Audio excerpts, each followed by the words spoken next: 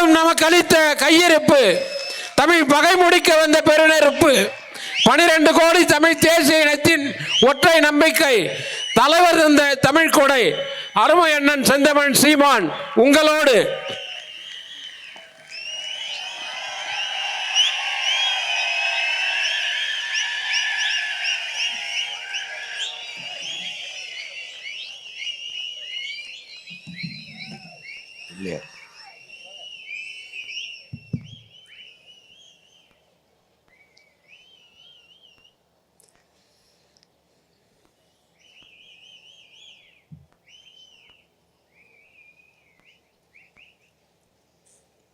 நாம் தமிழர் கட்சி மீனவ பாசறை நடத்துகிற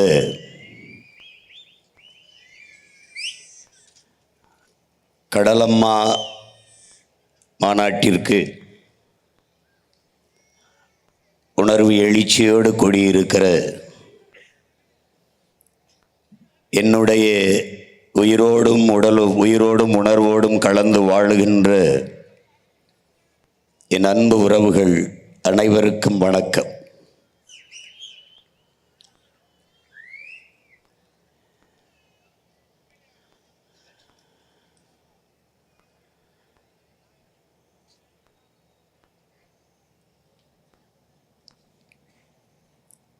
கடல் என்பது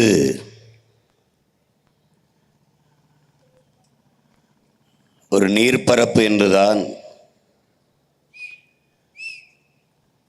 எல்லோரும் இங்கே நினைத்து கொண்டிருக்கிறார்கள்.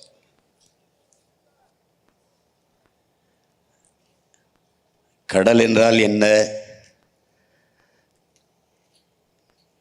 கடல் இல்லை என்றால் இந்த பூமி என்னாகும் என்கிற அறிவியல் உயிரியல் உண்மையை என்னிலும் இளைய என் தம்பிதங்குகள் அறிந்து கொள்ள வேண்டும் என்பதற்காகவே இந்த கடலம்மா மாநாடு நடத்தப்படுகிறது. தேர்தல் வருகிற நேரத்தில் யார் யாரோடு கூட்டணி வைப்பா, யார் எவ்வளவு பணம் தருவார்கள், யார் எவ்வளவு வெற்றி தருவார்கள், நோட்டு தருவார்கள், சீட்டு தருவார்கள் என்றெல்லாம் இருக்கிற நிலையில் மாட்டோடும் மரத்தோடும் தண்ணீரோடும் கடலோடும் நாம் தமிழர் பிள்ளைகள் பேசிக்கொண்டு வருகிறார்கள்.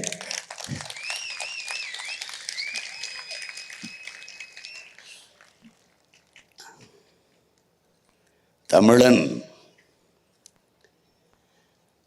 உலகம் தழுவி நேசித்து நின்ற உயர்ந்த பேரினத்தின் மக்கள்.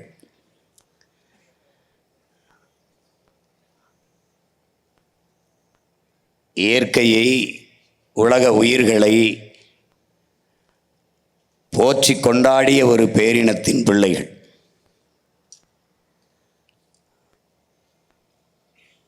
அவர்கள்தான் இந்த அரசியலை பேச முடியும், பேசுவதற்கு தகுதியும் உரிமையும் பெற்றவர்கள். நாம் தமிழர் பிள்ளைகள் எங்களுடைய நிலைப்பாடு இதையெல்லாம் தெரிந்து கொள்ளாமல் எங்களுக்கு வாக்கு செலுத்தி என்ன ஆகப் போகிறது என்பதுதான்.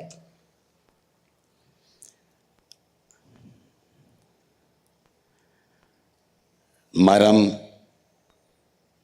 மலை, ஆறு, தண்ணீர், கடல் இதற்கெல்லாம் எங்களுடைய ஓட்டு இல்லை. ஆனால் இவைகளிடத்தில் தான் எங்களுடைய உயிர் இருக்கிறது என்பதை உணர்ந்து அறிந்த பிள்ளைகள் நாம் தமிழர் பிள்ளைகள் என்பதால் இந்த கடலம்மா மாநாட்டில் கூடியிருக்கிறோம்.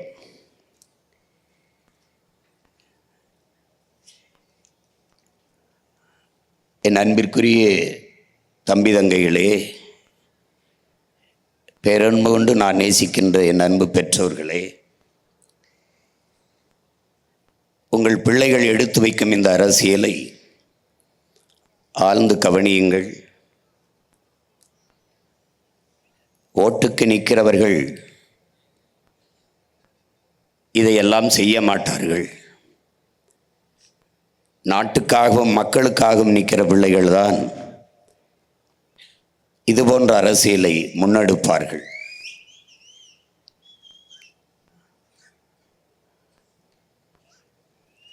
நாங்கள் வீழ்ந்தாலும் எங்கள் இனம் வாழ்ந்தால் போதும் என்று நின்ற தமிழ் பேரினத்தின் பெருமாவீரன் பிரபாகரன் பிள்ளைகளால் தான் இந்த அரசியலை முன்னெடுக்க முடியும். கடலம்மா மாநாடு ஏன் எதற்கு என்பதை பார்ப்போம். வழக்கமான அரசியல் கூட்டம் போல என் அன்பு தம்பி தங்கைகள், என் அருமை உறவுகள் இதை எண்ணிவிடக்கூடாது. ஒரு அறிவு சார்ந்த ஆக்கப்பூர்வமான பயணம் இது. என்னடா இப்படி படம் போட்டு காட்டுகிறானே என்று நினைக்காதீர்கள். இனி ஒவ்வொரு கூட்டமும் இப்படி படம் போட்டு தான் காட்டப் போகிறோம். எங்கள் ஆட்சியில் கல்வி எப்படி இருக்கும், எங்கள் ஆட்சியில் மருத்துவத்தின் தரம் எப்படி இருக்கும், எங்கள் ஆட்சியில் காவல்துறை எப்படி செயல்படும், எங்கள் ஆட்சியில் வேளாண்மை எப்படி வளர்த்து வார்த்து எடுக்கப்படும், எங்கள் ஆட்சியின் பொருளாதார கொள்கை என்ன, எங்கள் ஆட்சியில் எல்லாருக்கும் எப்படி வேலை வாய்ப்பை கொடுப்போம் என்பதையெல்லாம் போட்டு போட்டு காட்டி, என்னால் பேசினால் ஏதோ கதை விடுகிறோம் என்பார்கள். இங்கே பாருங்கள், நாங்கள் காட்டுகிறோம் சான்றோடு என்று விளக்கி விளக்கி ஒவ்வொன்றையும் நம் மக்களுக்கு திரையிட்டு காட்ட இருக்கிறோம். அதிலே பெருமையோடு உள்ள மகிழ்ச்சியோடும் நெகிழ்ச்சியோடும் இந்த மண்ணிலே கடலம்மா மாநாட்டில் அந்த கடல் தாயின் மகன் நான் நிற்பதில் உண்மையிலேயே மகிழ்ச்சியும் பெருமையும் அடைகிறேன். பாருங்கள் என் அன்பு சொந்தங்களே,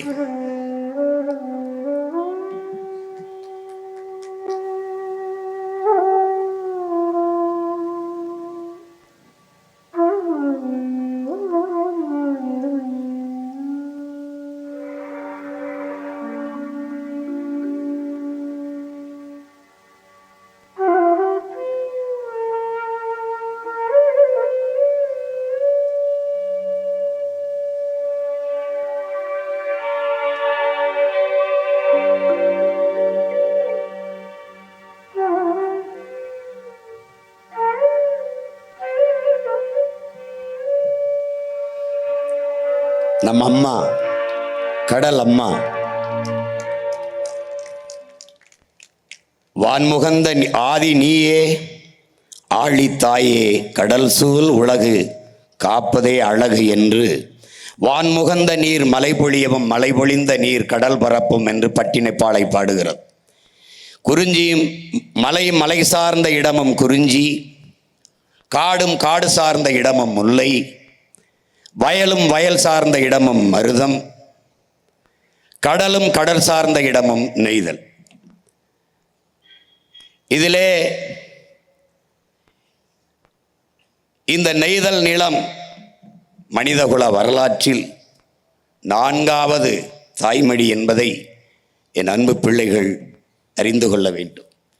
பறந்து விரிந்த கடல் பரப்பில் வாழ்ந்ததாலேயே நாம் பரதவர்கள் என்று அழைக்கப்பட்டோம். மீன் பிடிப்பதாலேயே காரண பெயரால் நாம் மீனவர்கள் என்று அழைக்கப்பட்டோம். நம் குடிப்பெயர் பரதவர்கள்தான். இந்த 4 நிலங்களில் இருந்துதான் இந்த மானுட குலம் உயிர்த்து தலைத்து இன்னைக்கு வளர்ந்து இருக்கிறது. 4வது தாய் நிலம் தாய்மடி நம்முடைய கடலும் கடல் சார்ந்த பரப்பும். 5வது நிலம் பாலை. அது இயற்கை நிலம் அல்ல, செயற்கை நிலம். முல்லையும் குறிஞ்சியின் முறைமையில் திரியின் நிலம் நடுக்குற்று நல்லியல்பு இழந்து பாலை எனும் படிமம் கொள்ளும் என்று நம்முடைய பாட்டனார் இளங்கோவடிகள் சிலப்பதிகாரத்திலே பாடி தந்திருக்கிறார். இப்போது கடல் உலகின் முதல் அதிசயம், சப்தமிடும் ரகசியம், கால வெள்ளம் தேங்கி நிற்கும் நீள பள்ளம், வாசிக்க கிடைக்காத வரலாற்றை எல்லாம் தின்று செரித்து நின்று சிரிக்கும் நிஜம் என்கிறார் நம்முடைய கவி பேரரசு வைரமுத்தவர்கள் தண்ணீர் தேசத்திலே. இங்கே இந்த கடல் எப்படி உருவானது? 450 கோடி ஆண்டுகளுக்கு முன்பு சூரியனில் ஏற்பட்ட பெருவெடிப்பின் காரணமாக பிளந்து பிரிந்த துகள்கள் தான், அதில் ஒன்றுதான் இந்த பூமி. அதில் 400 கோடி ஆண்டுகளுக்கு முன்பு சூரியனிலிருந்து வெடித்து சிதறும் போது அங்கிருந்து வந்த நீராவி, இந்த பாறைகள், அதுகளில் இருந்து வழிந்து வந்த நீர் முதலில் நெருப்பு துகளாக இருந்து நாளடைவில் மேல்மட்டம் குளிர்ந்து நீர் உருவாகி, பிறகு அந்த நீரெல்லாம் ஒரு இடத்தில் சேர்ந்து பெருங்கடலாக உருவாகிறது. இப்படித்தான் கடல் உருவாகிறது. எந்த கோள்களிலும் நீர் கிடையாது. நீர் இருக்கிற இடத்தில்தான் உயிரினம் உருவாகிறது. அது ஹைட்ரஜன் ஆக்சிஜன், H2O, ஹைட்ரஜன் 2 விழுக்காடும் ஆக்சிஜன் 1 விழுக்காடும் கலந்ததால் தான் இந்த நீர் உருவாகுது. அதில் மாறி ஆக்சிஜன் 2 விழுக்காடும், மூச்சுக்காற்று 2 விழுக்காடும், இந்த ஹைட்ரஜன் 1 விழுக்காடும் கலந்தால் நீர் உருவாகாது. அப்ப இயற்கையின் ஒரு பெரும் அதிசய விதி இந்த நீரை உருவாக்குகிறது. எத்தனையோ கோள்கள், ஆனால் ஒன்றில் கூட நீர் இல்லை. பூமி பந்தில் மட்டும்தான் நீர் உருவாகிறது.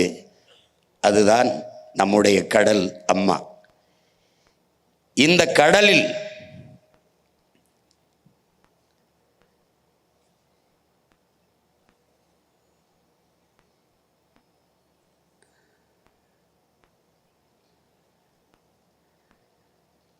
கடலில் இருந்துதான் என் அன்பு தம்பி தங்கைகளே, இதை பாருங்கள். 350 ஆண்டுகளுக்கு முன்பு ஒரு செல் உயிரி, நீங்கள் படித்திருப்பீர்கள்.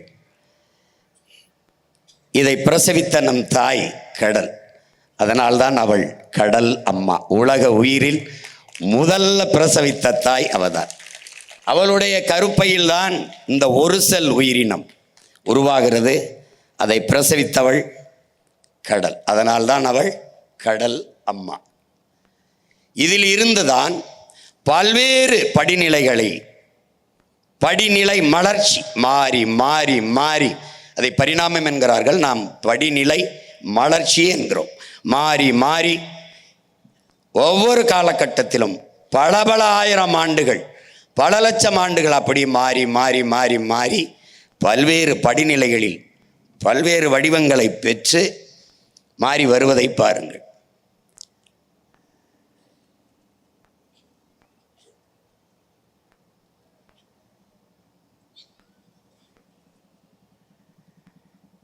நிலப்பரப்பில் தோன்றிய எல்லா உயிர்களும் வளர்ச்சியடைய ஆதித்தாயான அந்த கடலே காரணமாக இருக்கிறார். அதனாலேயே அவள் நம்முடைய கடல் அம்மா. படிமலர்ச்சியை பாருங்கள். அடுத்த நிலை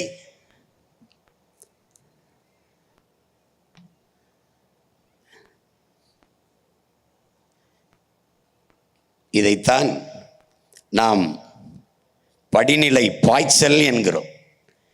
உலகில் இத்தனை உயிரினங்கள், எல்லா உயிரினங்களுக்கும் குரல் வளை இருக்கிறது. ஆனால் மனிதனுக்கு மட்டும்தான் இந்த குரல் வளை பேசும் ஆற்றலை பெறுகிறது.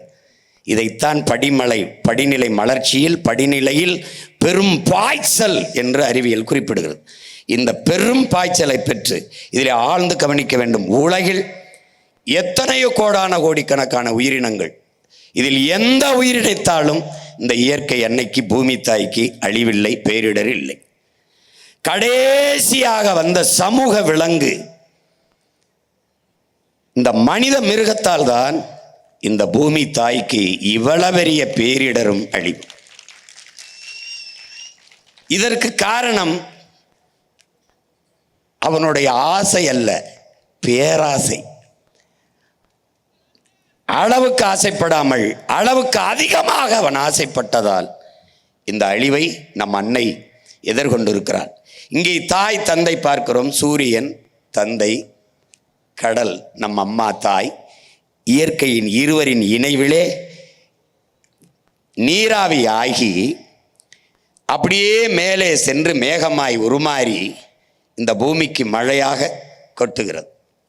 அப்போ மழையை பிரசவித்த தாய் கடல், தந்தை சூரியன். அதனால்தான் அதை தந்தை என்றும் இதை தாய் என்றும் வணங்குகிறோம்.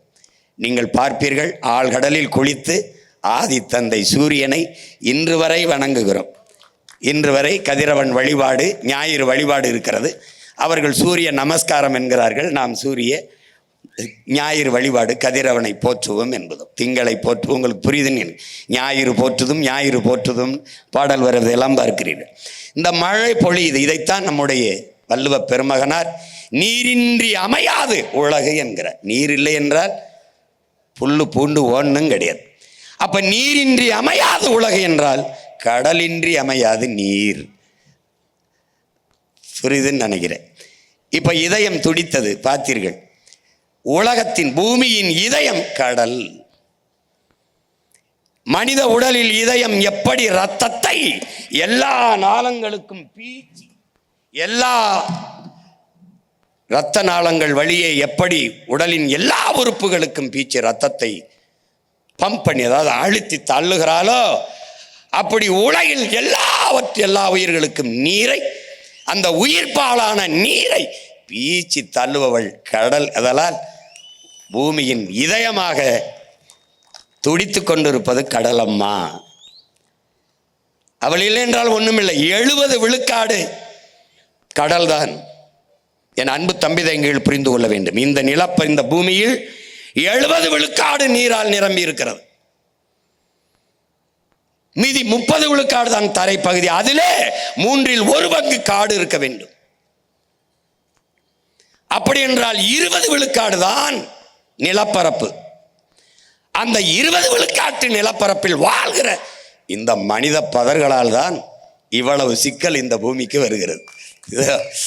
காட்டில் வாழ்ற விலங்குகளால ஒரு பிரச்சனையும் இல்லை, கடலுக்குள் இருக்கிற உயிரினங்களால ஒரு பிரச்சனையும் இல்லை. தரையில 20 விழுக்காட்டு தரையில் வாழ்கிற இந்த தற்குறி கூட்டத்தால தான் இவ்வளவு பிரச்சனை வருது.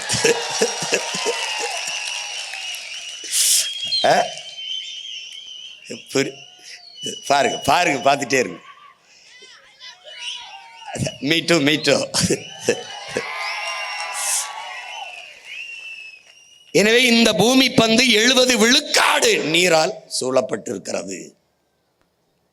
இதை ஆழ்ந்து என் அன்பு பிள்ளைகள், 100 கோடியே 36 லட்சம் கியூபிக் கிலோமீட்டர் இந்த நீர் பரப்பு, அதான் கடல் பரப்பு. 100 கோடியே 36 லட்சம் கியூபிக் கிலோமீட்டர். இந்த நீல நிறமாக இது இருப்பதற்கு காரணம், உங்களுக்கு பூமி எல்லாமே கடல் முழுக்க நீளமாக இருக்கிறதுக்கு காரணம், வானம் எல்லாம் நீளமாக இருக்கிறதுக்கு காரணம், அந்த நீளத்தினுடைய ஆதிக்கம் பெரிய அளவு. பூமியில் 3/4 பங்கு கடலால் சூழப்பட்டிருக்கிறதுனால, அது நீளமாக இருக்கிறதுனால மொத்தமாக வானம் எல்லாமே நீளமாக இருக்குது. அது போக பார்ப்போம் ஏன் நீளமாக இருக்குதுன்னு பார்ப்போம். கடல் நீர் ஏன் உப்பு கரிக்கிறதுன்னு பார்க்கணும். இந்த கடல் உப்பு கரிக்கிறதுக்கு இதை கடலில் தண்ணி உப்பு கரிச்சு விட்டு போல, கொட்டி விட்டு போல, தரையில் இருக்கிற இந்த பாறை பாருங்க, பாறை மணல், இதுல இருந்து தான் அப்படியே போய் தண்ணியில உப்பு கலக்குது. இங்க பாருங்க, இதுல இருந்து தான் உப்பு போகுது, அங்க உப்பு இல்லை. ஆனால் அந்த இந்த பாறை மண்ணில் குறைந்த அளவு உப்பு தான் இருக்குது. ஆனால் கடல்ல ஏன் அது உப்பு, அது தொடர்ச்சி அந்த உப்பு கரிக்குது அப்படின்னா, எல்லாம் என்ன பண்ணுதுன்னா, அந்த சூரிய ஒளியில இந்த நீர் என்ன ஆயிருது, நீராவியாகி மேலே போயிருது. உப்பு அப்படியே படிஞ்சிருந்தனால பல கோடி ஆண்டுகளாக அப்படியே அந்த உப்பு படிஞ்சே இருக்கிறதுனால எப்போவுமே கடல் நீர் உப்பு கரிக்குது. அந்த நீர் மேலே நீராவி ஆகி போயிடுது. அதனால இந்த கடலுக்கு தனியாக உப்பு இல்லை, பாறையிலே மணலில் இருந்து போய் அது நதி வழியே போய் கலந்து கடல் நீரை உப்பாக்கிடுது. அப்போ கடல் நீர் உப்பு கரிக்குது, கரையில் இருக்கிற நீர் அதை தோண உப்பு கரிக்கல. காரணம் அங்கே இருக்கிற மணல் மேடு. இந்த பாரு மணல் மேடு, மணல் குன்றுகள்னு பேர் இதுக்கு. அது ஒரு சின்ன மணல் மலை. அதுதான் அந்த அந்த உப்பை இந்த பாரு அதை என்ன செய்யுது, அப்படியே உறிஞ்சிக்கிட்டு உப்பை உறிஞ்சிக்கிட்டு நல்ல தண்ணீரை கீழே கொண்டு போகுது. அந்த இப்போ இந்த உப்பு அது ஒரு வேளாண்மையாக நம்ம பார்க்கப்படுது. உப்பு அந்த காலத்தில் உப்பு தங்கத்துக்கு இணையான விளைவித்திருக்கு. அதில் இந்த பாருங்க உப்பளத்துக்கு அந்த உப்பு நிலத்துக்காக போர் நடந்திருக்கு. அது யாருக்கு சொந்தம்ட்டு தங்கத்துக்கு இணையாக இருந்திருக்கு. உப்பு பாறைகளுக்கு உரிமை கோரி போர் நடந்திருக்கு. பாரு பாரு எப்படின்னு சண்டை போட்டிருக்கான். நம்ம உப்பை இன்னைக்கு மதிக்கிறது இல்லை. இராணுவ வீரர்களுக்கு சம்பளமா சம்பா அலம் நெல்லையும் உப்பையும் கொடுத்துருக்கான். அலம் என்றால் உப்பு, சம்பா என்றால் நெல். ரெண்டும் சம மதிப்பில் இருந்திருக்கு. உப்பின் மதிப்பு தங்கத்துக்கு இணையா இருந்திருக்கு.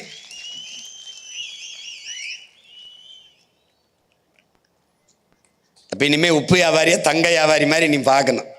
அதுக்கா உப்பில்லாத பண்டம் குப்பையிலேன்னு இருக்கா நம்ம முன்னோர்கள். இதுக்கு என்னன்னா இது பார்த்துக்க, நீ வெளியில தான் அதிகமாக மலைத்தொடரை நீ பார்க்குற. 56,000 கிலோமீட்டர் கடலுக்குள்ள பெரிய மலைத்தொடர் இருக்கு. போகுது பாரு. இந்த இவ்வளவு நீளமான மலைத்தொடர் தரையில் இல்லை. ஏன்னா இதுதானே பெரிய பரப்பு. 70 விழுக்காடு கடல் தானே. 56,000 கிலோமீட்டர். இதிலே அதிகப்படியாக ஆக்சிஜனை இது பாரு உள்ள ஒரு அருங்காட்சியகம் இருக்குது. பூரா உயிரினங்கள். இதில் 25 விழுக்காடு கடலுக்குள்ள வாழ்கிற உயிரினத்தை தான் இதுவரை கண்டுபிடிச்சிருக்கோம். 75 விழுக்காடு உயிரினங்கள் இன்னும் கண்டுபிடிக்கப்படவே இல்லை. 100 கோடிக்கு மேற்பட்ட உயிரினங்கள் கடலுக்குள்ள வாழும்ன்றான். 100 கோடிக்கு மேற்பட்ட உயிரினங்கள் யாரும் கண்டுபிடிக்கல. இந்த 25 விழுக்காடு தான் கண்டுபிடிச்சிருக்கான். அது நாம சாப்பிட்ற இந்த எறாச்சூரா, இந்த என்ன சொல்றது நண்டு, இந்த மீன் வகைகளில் வேணா அதை தான் நம்ம நினச்சிக்கிட்டு இருக்கோம். இப்போ உப்பை தந்தது யாரு? கடல். முதல்ல உப்பு, கடல்ல இருந்து உப்பு தந்துருச்சு. அடுத்து யாரு? உணவு. இதில் நீ நல்லா கவனிக்கணும். மனித குலத்தின் மானுடத்தின் உணவு தேவையில் 30 விழுக்காட்டை நிறைவு செய்பவள் நம் கடல் அம்மா, நிறைவு செய்பவர்கள் நம் மீனவ சொந்தங்கள் என்பதை அறிவார்ந்த தமிழ் சமூக மக்கள் புரிந்து கொள்ளணும். அப்ப 30 விழுக்காடு நில வேளாண்மை, மறுபடி அந்த ஆடு மாடுகள் இதெல்லாம் போக கடல் உணவு மட்டும் 30 விழுக்காடு மனித உணவு தேவையை நிறைவு செய்து. அடுத்தது பவளத்திட்டுகள், பவளப்பாறுகள். இங்கே பாரு, இந்த பவளம் என்பது ஒரு பெரிய அரிய உயிரினம். இது என்ன செய்யுதுன்னா, இதன் மூலமாக தான் இந்த ராமேஸ்வரம் மண்டபம் பகுதியில் தான் இது அதிகம் அந்த பவளப்பாறைகள் இருக்குது. மற்ற இடத்துல அதிகமாக இல்லை. அங்கே மன்னாரில் இருக்குது இந்த பவளத்திட்டுகள். இது என்ன ஆயிடுதுன்னா, வேகமாக இந்த கடல் அலையை புறம் தடுத்து கரையை கரைக்காம, கரையில் வந்து பெரும் அலை மோதி கரையை கரைக்காம தடுக்குது. உள்ள ஒரு காடு மாதிரி இருக்குது, பவளக்காடுன்னு அதுக்கு பேர். இந்த காடுகளுக்கு உள்ளதான், இந்த பவளப்பாறைகளுக்கு உள்ளதான் பல உயிரினங்கள், கடல்வாழ் உயிரினங்கள் வந்து முட்டையிட்டு குஞ்சு பொரித்து தன்னுடைய இனப்பெருக்கத்தை செய்து பெரும்பங்காற்றுது இந்த பவளப்பாறை. அதனால தான் இந்த பவளக்காடுகள் என்று சொல்றோம். கடற்கரையை, சுற்றுச்சூழலை பாதுகாப்பதில் பெரும்பங்கு இந்த பவளப்பாறைகளுக்கு உண்டு. கடல் அரிப்பை தடுக்குது. இது எல்லாவற்றுக்கும் மேலாக இங்கே பவளம் முத்து சிப்பியிலிருந்து வருது. பவளம் இந்த பாறையிலிருந்து தான் நமக்கு கிடைக்கிறது. இதை வெளியிலே, தரையிலே, நிலத்திலே எப்படி காடுகள், மலைக்காடுகள் என்று சொல்லுகிறோமோ, இந்த பவளக்காடுகளை நாம் கடலின் மலைக்காடுகள் என்று அழைக்கிறோம். இது எப்படி இங்கே வெளியில் மழை பெய்யறதுக்கு இந்த காடு அவசியமோ, அப்படி கடலுக்குள்ளே இருக்கிற பவளப்பாறைகளை, பவளக்காடுகளை நாம் கடல் மலைக்காடுகள் என்று அழைக்கிறோம். இப்போ இந்த மாசுகளால் இந்த பவளத்திட்டுகள் எப்படி அழியுது அப்படிங்கிறத நம்ம அப்புறம் பார்க்குறோம். இது என்ன செய்து பாரு, அந்த பவளப்பாறையில் அழிக்குது. இது கண்டல்லாம் அலையாத்தி காடுகள். இலக்கியத்தில் நமக்கு கண்டல்னு பேர். இப்போ 2000 ஆண்டுகளுக்கு முன்பு இந்த அலையாத்தி காடுகள் நம்மளுடைய வாழ்க்கையோடு இணைந்து வந்திருக்குங்கிறது சங்க இலக்கியம் சொல்லுது. இந்த கண்டல், இந்த அலையாத்தி காடு கடலுக்கும் நிலப்பரப்புக்கும் இடையே, நீர்ப்பரப்பு கடலுக்கும் நிலப்பரப்புக்கும் இடையே இருக்கிற ஆறுகளில் கரையோரங்களில் இந்த அலையாத்தி காடுகள் இருக்குது. இந்த அலையாத்தி காடுகளின் சிறப்பு என்ன அப்படின்னு பார்த்தீங்கன்னா, எல்லா உயிரினமும் எல்லா செடி கொடி மரமும் நன்னீரில் தான் வளரும், உப்பு நீரை உட்கொண்டு வளராது, உப்பு நீரில் வளராது. ஆனால் உலகிலேயே உப்பு நீரில் வளர்ந்து வாழ்கிற ஒரே செடி இந்த அலையாத்தி காடுகள் தான். இது பெரும் அதிசயம். இந்த அலையாத்தி காடுகள் அந்த கரையோரங்களில் இருக்கிற பல உயிரினங்களின் ஒரு கூட்டு தொகுப்பு அலையாத்தி காடு. இதில் பவளப்பாறை எப்படி பணியை செய்கிறதோ அப்படி வேகமாக வந்து அந்த கடல் பெரும் பெரும் அலைகள் வந்து கரையை அரிக்காமல், கடற்கரையை அழிவை சந்திக்காமல் வாழுகிற அந்த இடத்தில் அது பெரிய அரணாக இருந்து அலையை அந்த வேகத்தை கட்டிப்படுத்துவதாலேயே அது அலையாத்தி காடு என்று காரண பெயரால் அழைக்கப்படுகிறது. ஆனால் அதற்கு இலக்கிய பெயர் கண்டல் தான். அதுதான் அதற்கு பெயர். அலையை ஆற்றுவதால், நீரை ஆத்திரம், பாலை ஆத்திரம், சூடாக இருக்கிற தேநீரை ஆத்திரம், அது மாதிரி வேகமாக வருகிற அலையை ஆத்துது. அதனால் அலை ஆத்தி அது காடு. இப்போ இந்த அலையாத்தி காடுகளில் இருக்கிறது என்னன்னா, எப்படி பவளக்காடுகளில் பவளப்பாறைகளில் கடலுக்குள் வாழ்கிற பல உயிரினங்கள், மீன், நண்டு, நத்தையெல்லாம் வந்து அதில் முட்டையிட்டு குஞ்சு பொரிக்குதோ, அப்படி இந்த அலையாத்தி காடுகளின் வேர்களில் வந்து இறால், நண்டு போன்ற மீன் வகைகள் வந்து அங்கேயே தங்கி முட்டையிட்டு குஞ்சு பொரித்து தன்னுடைய இனப்பெருக்கத்தை செய்து.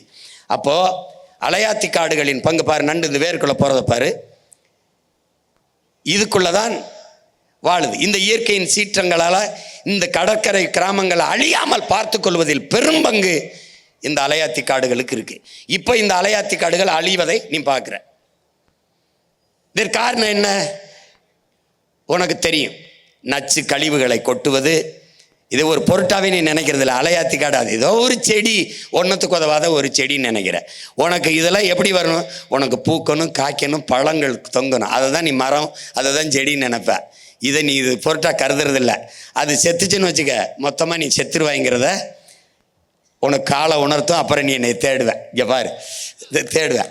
இப்போ இதில் இந்த அலையாத்தி காடுகள் போல் இந்த மண் குன்றுகள், இந்த கண்டல் மண் குன்று, இப்போ சொன்னல மீன் எப்படி அந்த நீரை தடுக்குது, அந்த உப்பை உறிஞ்சிட்டு அதை எப்படி நீரை சமைக்குது, இந்த மண் குன்றுகள் இதுக்கு பேர். இந்த மண் குன்றுகளை இவர்கள் எப்படி சுரண்டி தின்றுருக்கான் பாரு, பார்த்தா எப்படி வெற்றிருக்கான் பார்த்தியா. இந்த மண் குன்றுகளை புதிய புதிய தொழிற்சாலை அமைக்கிறோம், நச்சாலைகள் அமைக்கிறோன்ட்டு இந்த மண் குன்றுகளை எல்லாம் அழிக்கிறான். இப்போ குறிப்பாக குடிநீர், கடல் நீரை நான் சுத்திகரிக்கிறேன்னு ஒரு ஆலையை கட்டினான்னா இந்த மண் குன்று மேலே தான் கட்டுறான், அதை சிதைச்சிட்டு தான் கட்டுறான்.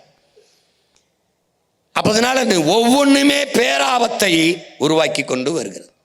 இப்போ அலையாத்தி காடு, பவளக்காடு, இந்த மண் குன்று, இதையெல்லாம் பார்க்கும்போது நீ எதையோ கும்பிடுற விழுந்து, இதை ஒரு தடவை கும்பிட பழகிக்க. இப்போ பாரு, இப்போ உயிர், இப்போ இதில் நீ என்ன கவனிக்கணும்னா, உப்பு தந்தது யாரு, அவதான். உணவு தந்தது யாரு, அவதான். இப்போ என்ன பார்க்க போற, உயிர். இந்த உயிரை தருவது யார் என்று நீ நினைக்கிறாய் பாரு, யாருன்னு பாரு. ஆக்சிஜனை தர்றது யாருன்னு பாரு. உலகில் அமேசான் காடு, அது பூமியின் நுரையீரல்ங்கிறான். அமேசான் மலைக்காடுகளை நுரையீரல்ங்கிறான், பூமியின் நுரையீரல்ங்கிறான். உலகில் இருக்கிற மொத்த காடுகளும் சேர்ந்து 20 விழுக்காடு தான் உனக்கும் எனக்கும் உலக உயிர்களுக்கும் மூச்சுக்காற்றை தருது. பிறகு 80 விழுக்காடு மூச்சுக்காற்றை தருபவள் யார், இவள் தான். இந்த பாரு, பொறுமையா பாரு, இந்த காடு வெறும் 20 விழுக்காட்டு தான் ஆக்சிஜனை உனக்கு தருது. இந்த கடலுக்குள்ளே இருக்கிற என் அன்பு தம்பி தங்கைகளே, இதை பாருங்கள். இவதான் ப்ளூ கிரீன் ஆல்கே, தமிழ்ல நீல பச்சை பாசி. இது போல பல ஆயிரக்கணக்கான தாவரங்கள் உள்ள இருக்கு. அதுல பெரும்பங்கு இந்த நீல பச்சை பாசி. இதில் இருந்துதான், இங்க பாருங்க, இதிலிருந்துதான் அதிகப்படியான மூச்சு காற்று, உயிர் காற்று, ஆக்சிஜன் மேல வருது. இந்த 80 விழுக்காடு கடலுக்குள்ள இருந்தா வருது. நம்ம இதுவரை என்ன நினைச்சிருப்பீங்க நீங்க, நம்மளே என்ன நினைப்போம், மரம் தான், ஆலமரம், அரச மரம், இந்த காடுகள் இதில் இருந்து தான் நமக்கு வந்து மூச்சு காற்று வருதுன்னு நினைக்கிறோம். அது வெறும் 20 விழுக்காடு தான். ஆனால் 70 விழுக்காடு நீரால் நிரம்பி இருக்கிற கடலுக்குள் இருந்துதான் நமக்கு இந்த மூச்சுக்காற்று வருது. 50லிருந்து 80 விழுக்காடு மூச்சுக்காற்றை தருகிற ஒரு பெரும்பணியை செய்வது கடல். அதில் இருக்கிற அந்த நீலப்பச்சை பாசி. இப்போ அது மாசுபடுது பாரு. இதெல்லாம் இந்த வாடி இருக்குல்ல, இது என்ன நினைக்கிற? நீலப்பச்சை பாசி. எதனால நினைக்கிற? நீ எல்லாத்தையும் கொண்டு போய் இங்கே கொட்டுற, எல்லாத்தையும். அது ஒன்று ஒன்றா சொல்லிக்கிட்டு வரேன். எதனால இந்த பச்சை பாசி சாகுதுன்னு. யாரை கொல்ற? உன்னுடைய நுரையீரலை கொல்ற, உன்னுடைய இதயத்தை கொல்ற. பாரு, நீ பார்த்துக்கிட்டே வா. காற்று மாசு. இந்த காற்று எதனால மாசுபடுது? இந்தியாவின் தலைநகர் டெல்லியிலே, இந்த துணைக்கண்டத்திலேயே அதிகமாக காற்று மாசுபட்டிருப்பது இந்தியாவின் தலைநகரில். அடுத்து சென்னை. அதுவும் தீபாவளி நேரத்தில் 400 விழுக்காடு 350 விழுக்காடு காற்று மாசுபட்டதுன்னு சொல்லுவான். காரணம் என்ன? உன் பட்டாசு. இந்த காசை கரியாக்குறதுன்னு இல்லை, அது காற்றை கரியாக்குறது. கரியாக்கி நாசம் பண்ற நீ. கந்தக துகளை சுவாசிக்க தொடங்குற. இங்க பாரு, இது யாரு? காரு. இது யாரு? Motor bike. இவன் வெளியிடுகிற இந்த பெட்ரோல் டீசலை எரித்து வெளியிடுகிற புகை, இந்த கார் வெளியிடுகிற புகை, இந்த நச்ச ஆலைகள், பெரும் ஆலைகள் வெளியிடுகிற புகை, எல்லாம் பார்த்துக்கிட்டே வா. உன்னுடைய அணு உலை, உன்னுடைய நச்ச ஆலைகள். இவன் யார்? நெய்வேலி பழுப்பு நிலக்கரியிலிருந்து போகிறது. அவன் என்ன சொல்கிறான்னா, இது எங்கன்னா அதிகப்படியாக பல ஆயிரம் ஆண்டுகளுக்கு முன்பு பூமியிலே புதைந்த எரிபொருளை தேடுவது. அது எது? பழுப்பு நிலக்கரி, மீத்தேன், ஈத்தேன். பூமிக்குள் புதைந்த பல ஆயிரம் ஆண்டுகளுக்கு முன்பு புதைந்த அந்த பொருள்களை எடுத்து அதை எரிபொருளாக பயன்படுத்தும் போதுதான் காற்று அதிகமாக மாசுபடுதுன்றான். பார்த்துக்கிட்டே வா ஒவ்வொன்னா. இது நிலக்கரி, நம்ம ஊர் நெய்வேலி தான். பாரு, பார்த்துக்க, நல்லா கவனிச்சுக்க. இதில் என்ன நீ ஆழ்ந்து கவனிக்கணும்? ஒரு பெரும் போர், ஈழத்தில் போர், இஸ்ரேலுக்கும் பாலஸ்தீனத்துக்கும் போர், காசாவிலே போர், அழிவு. ஆனால் போரின் பேரழிவிற்கு பிறகு கூட அங்கே மக்களை மீள் குடியேற்றம் செய்து விடலாம். ஆனால் மீத்தேன், ஈத்தேன் எடுத்த இடத்திலே, நிலக்கரி எடுத்த இடத்திலே, அணு உலை வெடித்த இடத்திலே மறுபடி நீ மக்களை குடியேற்ற முடியாது. அப்ப போரையும் விட பேரழிவு இவங்க தான். இதை நல்லா கவனிச்சு பார்த்துக்கிட்டே வா. காற்று மாசு யாரு? இது யாரு? Methane, ethane. பார்த்து எப்படி எரியறான் பாரு நீ. இவன் யாரு? Hydro carbon. இவன் தான் எல்லாம். இது யாரு இங்க வெடிச்சது? இதனால என்ன ஆயிடுதுன்னா, இந்த காற்றால என்ன ஆகுது? இதனால என்ன ஆகுதுன்னா, இந்த நச்சு காற்றுகள் இப்படி மேலே போகுது. மேலே போய் என்ன பண்ணுது? இது இங்கே நுட்பமாக நீங்கள் என் அன்பு தம்பிதங்கள் விளங்கிக்கணும். பூமிக்கும் நமக்கு 15 கோடி கிலோமீட்டர் இருக்கு. சூரியனுக்கும் பூமிக்கும் இடையில 15 கோடி கிலோமீட்டர் தூரம் இருக்கு. ஆனாலும் அங்கே இருக்கிற சூரிய வெப்பத்தை நம்மளால தாங்க முடியல. மரத்து நிழல்ல போகிறோம், கொடையை பிடிக்கிறோம். 15 கோடி கிலோமீட்டர். அந்த வெப்பத்தை இடையில் தணிப்பவன் யார்? காற்று மண்டலம், வளி மண்டலம்ங்கிறான். காற்று படலம், அதை ஓசோன் என்று அறிவியல் சொல்லுது. அந்த காற்று படலம் என்ன செய்யுது? சரியா பூமியிலிருந்து 30 அல்லது 50 கிலோமீட்டர் தொலைவில் அந்த காற்று படலம் இருக்கு. அது வேகமாக சூரியனிலிருந்து வருகிற சகிக்க முடியாத வெப்பத்தை அப்படி தடுத்து அப்படி நிறுத்துது. அதாவது ஃபில்டர் பண்ணுது, வடிகட்டுது. அப்ப சூரிய ஒளி பட்டு தெரிக்குது. அதுல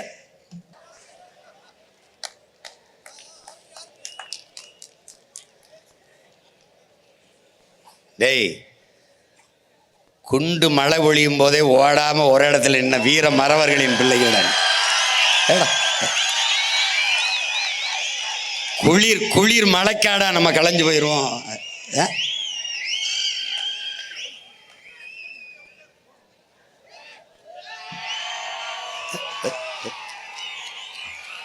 போடுப்பா, போடு.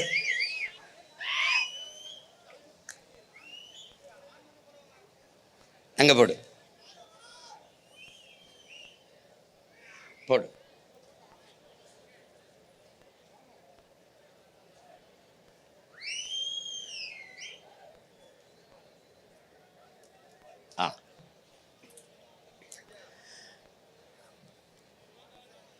இப்போ பூமியிலிருந்து சரியா 30-50 கிலோமீட்டர் தூரத்தில் இந்த காற்று படலம் அந்த ஓசோன் படலம்ங்கிறோம். இதுதான் அங்கிருந்து வருகிற சூரிய வெப்பத்தை தடுத்து அந்த வெப்பத்தை தணிக்கிறது. அங்கே ஏற்படுகிற நிறப்பிரிகை உங்களுக்கு பார்க்குற, இப்போ நீ வானவில்லாம் பார்க்குற, அதில் எல்லா வண்ணமும் தெரியும், வெள்ளை தெரியாது. இந்த வானவில்ல எல்லா வண்ணமும் தெரியுது பாரு, ஆனால் வெள்ளை தெரியாது. ஆனால் வெள்ளையும் அதில் இருக்கு, ஆனால் உன் கண்ணுக்கு தெரியாது. ஏன்னா அந்த நீல நிற வண்ணம் ஆதிக்கம் செலுத்திடுது. அதனாலதான் வானமும் கடலும் முழுக்க நீளமாக தெரிகிறது. காரணம் அதுதான். பாரு, முழுக்க நீளமா தெரியுது. அது அதிகப்படியாக ஆதிக்கம் செலுத்திடுது. இப்ப இந்த இடத்துல அங்கிருந்து வருகிற வெப்பத்தை தனித்து நம்மளால் தாங்கிக் கொள்ளக்கூடிய வெப்பமாக மாற்றுகிற பணியை அந்த காற்று வளிமண்டலம், காற்று படலம் செய்யுது. அதுக்கப்புறம் அங்கிருந்து வருகிற வெப்பத்தையும் நம்மளால் தாங்க முடியாது, பொசுங்கி எரிஞ்சு செத்து போயிடுவோம். அப்ப அதை யார் தடுக்கிறது? இந்த மரங்கள். பார்க்குற, இது ஏன் பழுப்பா காட்டியிருக்கேன்னா, நீ எந்த செடியும் கொடியும் எந்த மரமும் துளிர்க்கும் போது பழுப்பு நிறத்தில் தான் இலை துளிர்க்கும். அது செத்து அது கருகி கீழே விழும்போது பழுப்பு நிறத்தில் தான் விழும். பிறகு எப்படி பச்சை ஆகுதுன்னா, இங்க பாரு, எப்படி பச்சை பழுப்பு நிறமா தான் இருக்குது பாரு. ஆனா கடை என்ன எதனாலன்னா, அங்கிருந்து வருகிற சூரிய ஒளியை அந்த மரம் தடுத்து அந்த பாரு, அது இங்க இலை இதுகெல்லாம் என்ன செய்யுது, சூரியனிலிருந்து வந்த ஸ்டார்ச் அதை உட்கொள்ளுது. அதில் இருக்கிற சர்க்கரையை உறிஞ்சு தன் உணவுக்கு எடுக்குது பாரு. எடுக்கும்போது அதில் இருக்க பச்சையம் அதை எடுத்து உள்ளே வந்தோடனே இலை தலை எல்லாம் புல்லு பூண்டெல்லாம் பச்சையாக மாறிடுது. ஆனால் செத்து விழுகும்போது, உயிரற்று விழும்போது இது மாதிரி விழுகுது. அப்போ இடையில அது பச்சையாக இருக்க காரணம், அது சூரிய ஒளியில் அங்கே இருக்கிற சர்க்கரையை உறிஞ்சி தன் உணவுக்கு சாப்பிடுது. அது சாப்பிடும்போது வெப்பத்தை உணவாக உட்கொண்டு வெப்பத்தின் அளவை குறைக்கிறதுனால மரத்துக்கு கீழே நம்ம நிற்கும்போது வெப்பம் நம்மளை தாக்காம குளுகுளுன்னு இருக்குது, நிழலாக இருக்குது.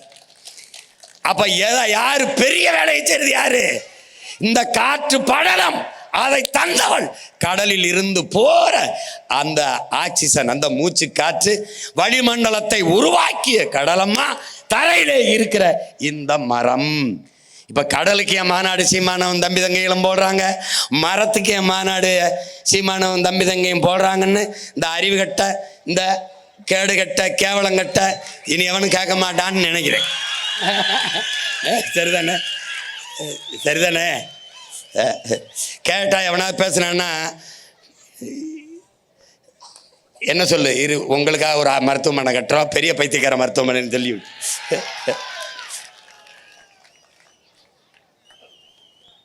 இப்ப இந்த காடுகள் இது என்ன செய்யுதுன்னா, புவி வெப்பமாகறனால என்ன நமக்கு பிரச்சனை அப்படிங்கிறத நீ பார்த்துக்கணும். இது என்ன செய்யுதுன்னா, பூமிக்கு மேலே இந்த நச்சு காற்றுகள்லாம் இருக்குது பார்த்தியா, இந்த நச்சு காற்று எது, மீத்தேன், ஈத்தேன், இந்த ஹைட்ரோ கார்பன் எடுக்கிறது, இந்த நெய்வேலி பழுப்பு நிலக்கரி இதிலிருந்து போகிறது, அணு உலை, இந்த என்ன சொல்கிறது, இந்த நச்சாலைகள், உர தொழிற்சாலை, இது எல்லாத்துலேயும் இருந்து போது பாரு. இந்த அனல் மின்சாரம், இந்த அணுக்கழிவு எல்லாம் மேலே போகுது பார்த்தியா, காற்றாகி இந்த கார் வெளியிடுகிற, மோட்டர் பைப் வெளியிடுற, சிப்காடுங்கிற தொழிற்சாலை, இது எல்லாம் போகிற இந்த காற்றுகள் எல்லாம் என்ன செய்யுதுன்னு பார்த்தீங்கன்னா, இங்கே இந்த பூமியிலிருந்து சரியாக ஒரு 15 கிலோமீட்டரில் போய் காட்டிருக்கேன் பார்த்தியா, கருப்பாக ஒரு போர்வை மாதிரி படலை மாதிரி படந்துக்குது. அதுக்கு மேலே 50 கிலோமீட்டரில் ஒரு காற்று படலம் இருக்குது, அதுக்கு கீழே ஒரு கருப்பு படலம் இருக்குது. இந்த படலத்தை உருவாக்கியவன் யார்? நம்ம தான். இது எது? இந்த நச்சு ஆலைகளில் இருந்து வெளியாகிற இந்த கரும் புகை, ஏசி, இந்த குளிர்சாதன பெட்டி, இந்த நீராவி, இது எல்லாம் கலந்து போய் சேர்ந்து சரியா பூமியிலிருந்து 15 கிலோமீட்டரில் இப்படி கருப்பா நின்றுக்கிறது. இதனால என்ன பிரச்சனை என்ன பிரச்சனைனா, சூரியனிலிருந்து வருகிற வெப்பம், பகலில் இருக்கிற வெப்பம் இரவில் நீல அலை கதிர்களாக மேலெழுந்து சென்று போய் குளிர்ந்துருது. ஆனால் இந்த பகலில் வருகிற சூரிய வெப்பம் இரவில் நீலலை கதிர்களாக மேலே எழுந்து செல்கிற போது அதை மேலே போக விடாமல் இந்த கருப்பு போர்வை போட்டு போர்த்தியதை போல இந்த புகை, இந்த படலம் என்ன செய்து, இந்த தூசிகளால், இந்த நச்சு புகைகளால் உருவான படலம் திருப்பி பூமிக்கு அனுப்பிடுது. நன்கு என் தம்பி தங்கைகள், என் பேரன்பு மிக்க பெற்றோர்கள் புரிந்துக்கணும். இது பூமிக்கு திருப்பி அனுப்புறதுனால என்ன ஆயிருதுன்னா, இந்த வெப்பம் மேலே போகாமல் பூமியிலே நிரந்தரமாக தங்கி விடுவதால் பூமி வெப்பமாகிறது, புவி வெப்பமாகிறது.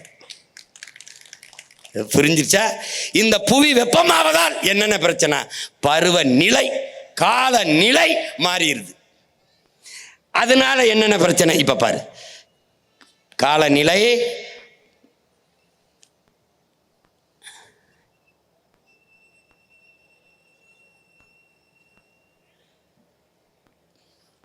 மேலே போய் குளிர விடாம தடுத்துருது. அது அண்ணன் சொன்னதுதான்.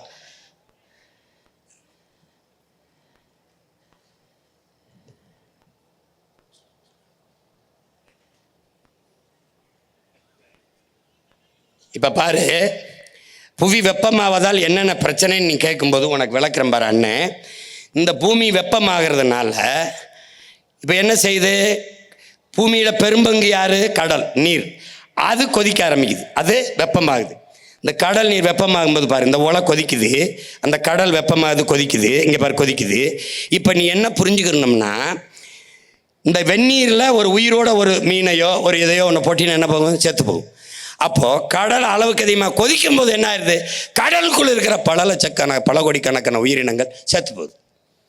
அதில் நமக்கு மூச்சு காற்றை தருகிற செடிகளும், அந்த நீல பச்சை பாசி அந்த மாதிரி போகலாம், அதுவும் செத்து போகுது. அளவுக்கு அதிகமான வெப்பம். இப்போ புவி வெப்பமாகுதுனால பருவநிலை மாறுவதால காற்று அழுத்தம் உருவாகுது. இந்த உருவாகுது பார்த்தியா? உருவாவதுனால என்ன பிரச்சனை என்றால், பருவமழை என்ற ஒன்று இல்லாமல் போயிடுது. இப்போ பருவமழை பெய்யும், இந்த நேரத்தில் வெள்ளம் வரும், தேக்கி வச்சுக்கணும், இந்த நேரத்தில் விவசாயம் பண்ணலாம், வேளாண்மை செய்யணும் அப்படிங்கிறது மாறிடுது. அப்போ என்ன ஆயிடுது? பருவநிலை மாறுவதால் பெரும் மழை, புயல் மழை என்று ஆயிடுது. பருவமழையே இல்லை, பருவமழை கிடையாது.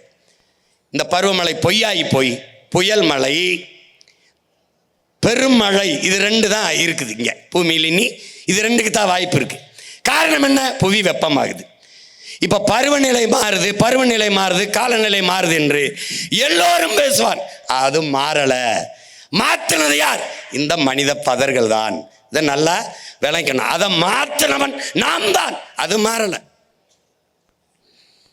இப்போ எப்படி ஓலை கொதிக்குதோ, கீழே அடுப்பை எரித்து நெருப்பை எரிக்கும் போது மேலே வந்த பானையில ஊற்றி வச்ச தண்ணீர் நெருப்பு இப்போ தாங்காமல் கொதிச்சு பொங்கி கீழே விழுதோ, அப்படி வெப்பம் தாழாமல் கடல் பொங்கி மேலே எழுந்து ஒரு நாள் வரும். எப்படி பானையில் கொட்டுச்சோ அப்படி வரும். வரும்போது என்ன ஆகும்னா, 70 விழுக்காட்டு கடல் நீர் பொங்கி 30 விழுக்காட்டு நிலப்பரப்பில் வரும்போது தரையில் இருந்து சரியா 3 கிலோமீட்டருக்கு தண்ணி தான் இருக்கும். இப்போ நான் சொல்றது நடக்குமா நடக்காதுன்னு நினைக்கிறேன். நடக்கும். பார்க்க நான் இருக்கணும், நீ இருக்கியோ இல்லையா, ஒரு நாள் நடக்கும். அப்போ என்ன சொல்லணும்? Be careful. பாருங்க பாரு, இப்போ கொந்தளிச்சு வருது பாரு. இது நம்ம ஐயா ஒரிசா பாலு, ஒரு கடல்சார் ஆய்வாளர், நம்ம ஐயா இறந்துட்டாங்க. இவங்க என்ன சொல்கிறாங்க? ஏற்கனவே நம்முடைய சொல்லியிருக்க பகுருளி ஆற்றனன் பல்மலை அடுக்கத்து குமரிக்கோடும் கொடுங்கடல் கொள்ள நம்முடைய பாட்டனார் இளங்கோவடிகள் சிலப்பதிகாரத்தில் பாடியிருக்காரு. ஏற்கனவே பகுருளி ஆற்றுடன் பல்மலை அடுக்கத்து குமரிக்கோடும் கொடுங்கடல் கொள்ள, கடல் கொன்றுச்சு, குமரி கண்டம்னு ஒன்று கடல் கொன்றுச்சுங்கிறாங்க. இப்போ அது மாதிரி எங்கேயாவது நடந்திருக்கான்னா, இந்த கீழடியில் உனக்கு 2500 ஆண்டுக்கு முன்னாடி இருந்து தோன்றான் பூம்புகாருக்குள் பெரிய கடல்கொள் நகரம் இருக்குன்றார். அதுக்கு சான்று ஐயா நம்ம ஐயா ஒரிசா பால் அவர்கள் காட்டியிருக்காங்க. உள்ளுக்குள்ள கடலுக்குள்ள ஒரு பெருநகரம் மூழ்கி இருக்குடான்னு. அதுபோல ஒரு ஆழி பேரலை வந்ததே உன்னால் தாங்க முடியல. அப்போ கடல் பொங்கி வெளியில் வரும்போது 70 விழுக்காட்டு நீர், நீ 30 விழுக்காட்டு நிலப்பரப்பு அவள் மூடினால் 3 கிலோமீட்டர் உயரத்திற்கு நீரால் நீ மூழ்கடிக்கப்படுவாய். அதுதான் இது. இப்போ இது என்னன்னா, இதில் என்ன கொடுமைனா, இந்திய நிலப்பரப்பில் அதிகப்படியா 81 விழுக்காடு நிலக்கரி மீத்தேன் ஈத்தேன் தமிழ்நாட்டில் தான் இருக்கு. இது காரணம், பன்னெடுங்காலமாக பல ஆயிரம் ஆண்டுகளுக்கு முன்பு வாழ்ந்த மூதாதை இதற்குள் வாழ்ந்து அதுக்குள்ளே பூமிக்கிலே புதைந்து போன மரம், செடி, கொடிகள், இலை, தலைகள் எல்லாம் மக்கி மண்ணோடு மண்ணாக புதைந்து வெப்பத்தாலும் அழுத்தத்தாலும் கரியாகி மாறுது. அது நிலக்கரி. அந்த கரியின் இடுக்குள்ளே ஒரு காற்று உருவாகிறது. அந்த வெடிப்புக்குள்ளே தேங்கி நிற்கிற காற்று, எரி காற்று, அதுதான் மீத்தேன் ஈத்தேன் ஹைட்ரோ கார்பன் என்று சொல்லப்படுது. அப்போ அதை எடுக்கிறதுக்கு என்ன பண்ணணும்? பூமிக்குள்ள குழாயை போட்டு அந்த காற்றை உறிஞ்சுவதற்கு அங்கே இருக்கிற நீரை உறிஞ்சி வெளியில் ஊற்றணும். வெளியில் ஊற்றி விட்டு அந்த காற்றை உறிஞ்சணும். இப்படி தான் மீத்தேன் எடுத்துக்கிட்டு இருக்கான். நீ வெளியில் பார்க்கும்போது ஒரே ஒரு குழாயை பார்க்கிறாய், ஒரே ஒரு குழாயை. நீ ஒரே ஒரு அடிமரத்தை பார்க்கிறாய், ஆனால் வேரை நீ பார்க்க முடியாது. ஆனால் பலாயிரக்கணக்கான வேர்களை அந்த மரம் விட்டுவிடும். அதுபோல இந்த மீத்தேன் ஒரு குழாயை பார்ப்பாய், அவன் பலாயிரக்கணக்கான கிளை குழாய்களை உள்ளே அனுப்பியிருப்பான். அவன் 1000 அடிக்கு கீழே போய் தண்ணீரை உறிஞ்சி உறிஞ்சி உறிஞ்சி வெளியிலே ஊற்றுவான். தரைக்குள்ளே தண்ணீர் இல்லாது போகும்போது கடல் நீர் மட்டத்திற்கு குழாயை போடுவான். இந்த கடல் நீர் உள்ளே வரும். இந்த கடல் நீரையும் உறிஞ்சி தண்ணீரை வெளியே ஊற்றுவான். நிலம் உப்பளமாகும். ஒன்றத்துக்கும் ஒரு பயிரும் செய்ய முடியாத அளவிற்கு நிலம் மாறும். இதனால் தான் அதை நிறுத்துங்கிறான். உனக்கு புரியுதுன்னு நினைக்கிறேன். அதை நிறுத்து. இப்போ 81 விழுக்காடு நிலக்கரி மீத்தேன் ஈத்தேன் தமிழ்நாட்டில் தான் இருக்கு. அதுக்கு தான் இதை வேட்டையாடுவதற்கு எல்லா முதலாளிகளும் இங்கே வர்றான். இந்த பசுமை கூட என்னது, நர்சரி. நீ பார்த்துருப்பா. இதுக்குள்ளே இருந்து தான் இதுக்குள்ளே நிறைய செடி கொடிகளை வளர்த்து நம்ம வெளியில் எடுத்துக்கிட்டு போகிறோம். இது ஒரு நாற்றங்கால். இது ஒரு நாற்று. இதை பசுங்கூட விளைவு, கிரீன் ஹவுஸ் எஃபெக்ட்டுங்கிறான். பசுங்குடில் விளைவு அப்படின்னு அறிவியலில் சொல்கிறான். இது எப்படின்னா, இந்த குடியில் பார்க்குறீங்கள, இது மேலே இருந்து வருகிற சூரிய வெப்பத்தை உறிஞ்சிக்கும். ஆனால் கீழே இருக்குல்ல, இந்த வெப்பத்தை மேலே போக விடாது. அதை போலதான் பூமியிலிருந்து மேலே 15 கிலோமீட்டரில் படர்ந்து இருக்கிற அந்த கருப்பு படலம் புவியிலிருந்து மேலே வெப்பத்தை போக விடாம தடுத்துருது. இதை பசுங்கூட விளைவு, கிரீன் ஹவுஸ் எஃபெக்ட்டுங்கிறான். எது? புவி வெப்பமாகுதல. இப்ப கடல் பொங்காம புவி வெப்பமாகாம இருக்க வேண்டும் என்றால் நமக்கு என்ன பண்ணணும்? இந்த நச்சு ஆலைகளை மூடணும். அதுக்கு என்ன மாற்று இருக்கு? அதே மீத்தேனத்தை நீ எப்படி எடுப்பா சீமான்? மக்கிய இலைதலை கழிவு, ஆடு மாட்டு சாணி, இந்த கோழி வாத்தினுடைய கழிவு, இதை குப்பை கிடங்கிலே கொட்டி அதை மக்க வைத்து அதில் எவ்வளவு வேண்டுமானாலும் இந்த எரிகாற்றை, இந்த பயோகேஸை, மீத்தேனீத்தனை எடுத்துக்கொள்ள முடியும். வாய்ப்பு இருக்கு. வர்றேன், ONGC எல்லாம் நான் மூடுறேன், திறக்கிறேன். புரியுதா உனக்கு? புரியுதுன்னு நினைக்கிறேன். போட எடுத்துக்கிட்டு போடா. அது அப்ப பூமியை வெப்பமடைய விடாமல் தடுக்க இருக்கிற வாய்ப்பு மரங்களை வளர்ப்பது. நீ வெயில் அடித்தால் கொடை பிடிக்கிறாய். பூமி தாய்க்கு வெப்பம், குடை பிடிக்க வேண்டும். என்ன குடை? பச்சை குடை. அது என்ன குடை? மரம். அப்ப 10 ஆண்டுகளில் பிரபாகரன் மகன், இயற்கை தாயின் பிள்ளை, என் தாய் நிலத்தை பச்சை போர்வையால் 10 ஆண்டு பசுமை திட்டத்தில் போர்த்துறேன். நீ பாரு, நான் செய்யறேன் இல்லையான்னு மட்டும் பாரு. உறுதியா செய்யறோம். உனக்கு புரியுதா? இப்ப அடுத்து இது பசுங்கூட விளைவு பார்த்துட்டேன். இதெல்லாம் அதே தான். மேலே போய் கருப்பு போர்வையா இருந்துக்கிட்டு அது வெப்பத்தை மேலே போக விடாம பூமிக்குள்ளே இறக்குதுங்கிறதான் இது. அதை தான் சொல்லுது. அது இந்த காடுகளை அழித்தல், அது எதுக்கு அழிக்கிறோம் ஏன் அழிக்கிறோம்னு தெரியாது, அவன் பாட்டு செஞ்சுட்டு இருப்பான். இதுவால் தான் புவியின் வெப்பம் அதிகரிக்குதுங்கிறத சொல்லுது.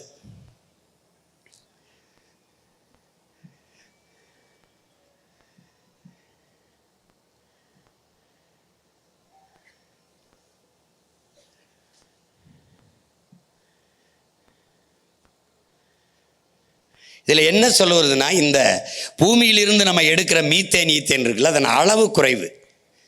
அந்த மீத்தேன் ஈத்தேனின் பயனும் வாழ்நாளும் குறைவு. அது எவ்வளவு தூரம் பயன்படும்னா கொஞ்சம் தான். அதனுடைய வாழ்நாள்கள் ஆயுள்கள் அதுவும் குறைவு தான். ஆனால் அதனால் ஏற்படுகிற தீமை பின்விளைவு ரொம்ப அதிகம். அந்த மீத்தேன் ஈத்தேன் இந்த பூமிக்குள் இருந்து பல ஆண்டுகளுக்கு முன்னாடி புதைந்திருக்கிற அந்த மூலப்பொருளை எடுத்து ஏற்படுத்துகிற உருவாக்குகிற எரிகாற்று தயாரிக்கிற இந்த மீத்தேன் ஈத்தேன் இதில் இருந்து வருகிற நச்சு காற்று தான் காற்று மாசு தான் மிக அதிகம்ங்கிறான். அப்போ இதனால் ஏற்படுகிற பின்விளைவு தீமை தான் மிக அதிகங்கிறான். அப்போ முதல்ல இதை கை வைக்கணும். இந்த அயோக்கிய பயலாம் மூடிட்டு மாற்று. சிங்கப்பூர் ஒரு சின்ன நாடு இதே மீத்தேன் ஈத்தேனை மக்கிய மரக்கழிவில் இருந்து எடுக்குது. நம்முடைய அப்பா நம்மால் வரவர்கள் ஆடு மாட்டு சாணத்தில் இருந்து எவ்வளவு வேண்டுமானாலும் பயோகேஸ் எடுக்கலாம். என்னுடைய தம்பி மன்னார்குடியிலே மனித கழிவு ஆடு மாட்டு கழிவில் இருந்து பயோகேஸ் இந்த எரிகாற்றை எடுத்து வீட்டுக்கு அம்மாவுக்கு அடிப்பெருக்க கொடுக்குறான், மின் விளக்கு பொருத்துகிறான், அவனுடைய உந்தூரிலேயே ஓட்டி செல்கிறான். என்ன காட்சி இருக்குது, நான் போடுறேன். அவன் வீட்டில் செய்கிறான், உங்கள் பிள்ளை நான் நாட்டில் செய்கிறேன்றேன். இவ்வளவுதான் புரிஞ்சிருச்சுன்னு நினைக்கிறேன். பார்த்துக்கிட்டே வா.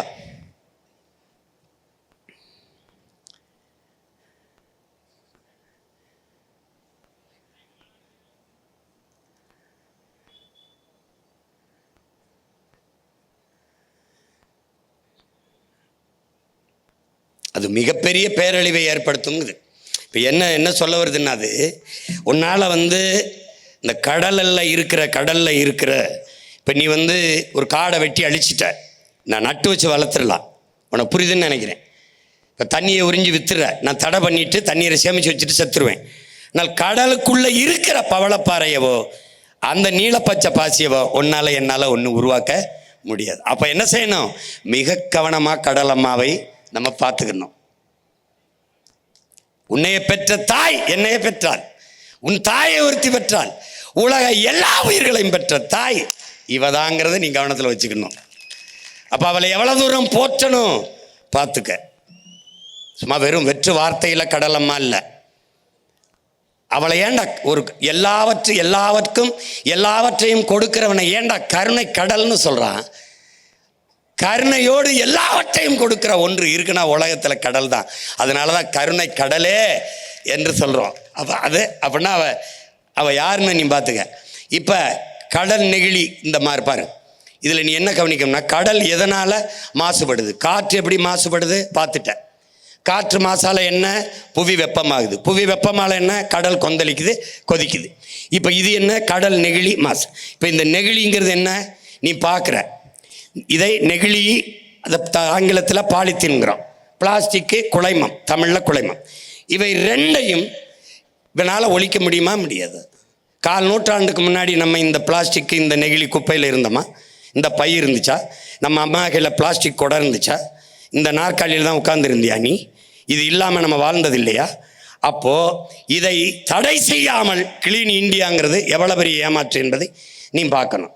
இப்போ இந்த நெகிழி குப்பை பாரு, உன்னால் நம்ப முடியுதா பாரு, இது மண்ணோடு மண்ணாக மக்கி போக 50,000 ஆண்டுங்கிறான் ஒருத்தன், 5 லட்சம் ஆண்டுங்கிறான் ஒருத்தன், 50 லட்சம் ஆண்டுங்கிறான் ஒருத்தன். இதுலேருந்து என்ன தெரியுது, எவனும் பார்த்ததில்லை, பார்க்க போகிறதும் இல்லை, பார்க்கறதுக்கு இருக்க போகிறதும் இல்லை, யாருக்கும் தெரியல மண்ணோடு மக்கி போகிறதுக்கு. அதில் என்ன சொல்கிறான், பூமியை அழிக்க அணுகுண்டு போட தேவையில்லை, பிளாஸ்டிக்கு பாலித்தீனே போதுங்கிறான்.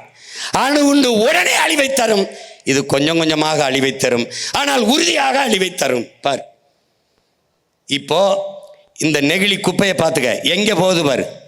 நீ எங்கே போட்டாலும், தரையில் எங்கே போட்டாலும் இறுதியாக போய் சேர இடம் உன் தாயின் மடிதான்.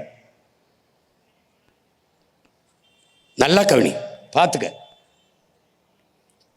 கடலுக்குள்ள என்ன இருக்குன்னு பார்த்துக்க, எங்க போய்கிட்டு இருக்குன்னு பாரு. இதுல என்ன சொல்றாரு நம்முடைய ஐயா கவிப்பேரரசு வைரமுத்து, ஆழி நெகிழியின் அகழியாக மாறிவிட்டதுங்கிறவங்க. நதியில் எங்கே நீர் ஓடுகிறது, நெகிழிதான் ஓடுகிறது. கடலுக்குள் மீனின் எண்ணிக்கையை விட நெகிழியின் எண்ணிக்கை அதிகமாகிவிட்டதுங்கிறவங்க. இந்திய நிலப்பரப்பு எவ்வளவு பெரிது, இந்த இந்திய நிலப்பரப்பை போல 3 மடங்கு கடலுக்குள் பிளாஸ்டிக் நெகிழி குப்பைகள் கிடக்கிறதுங்கிற. இந்த பிளாஸ்டிக் நெகிழி குப்பைகளை போட்டு கடலை மூடிவிட்டால் அதில் மிக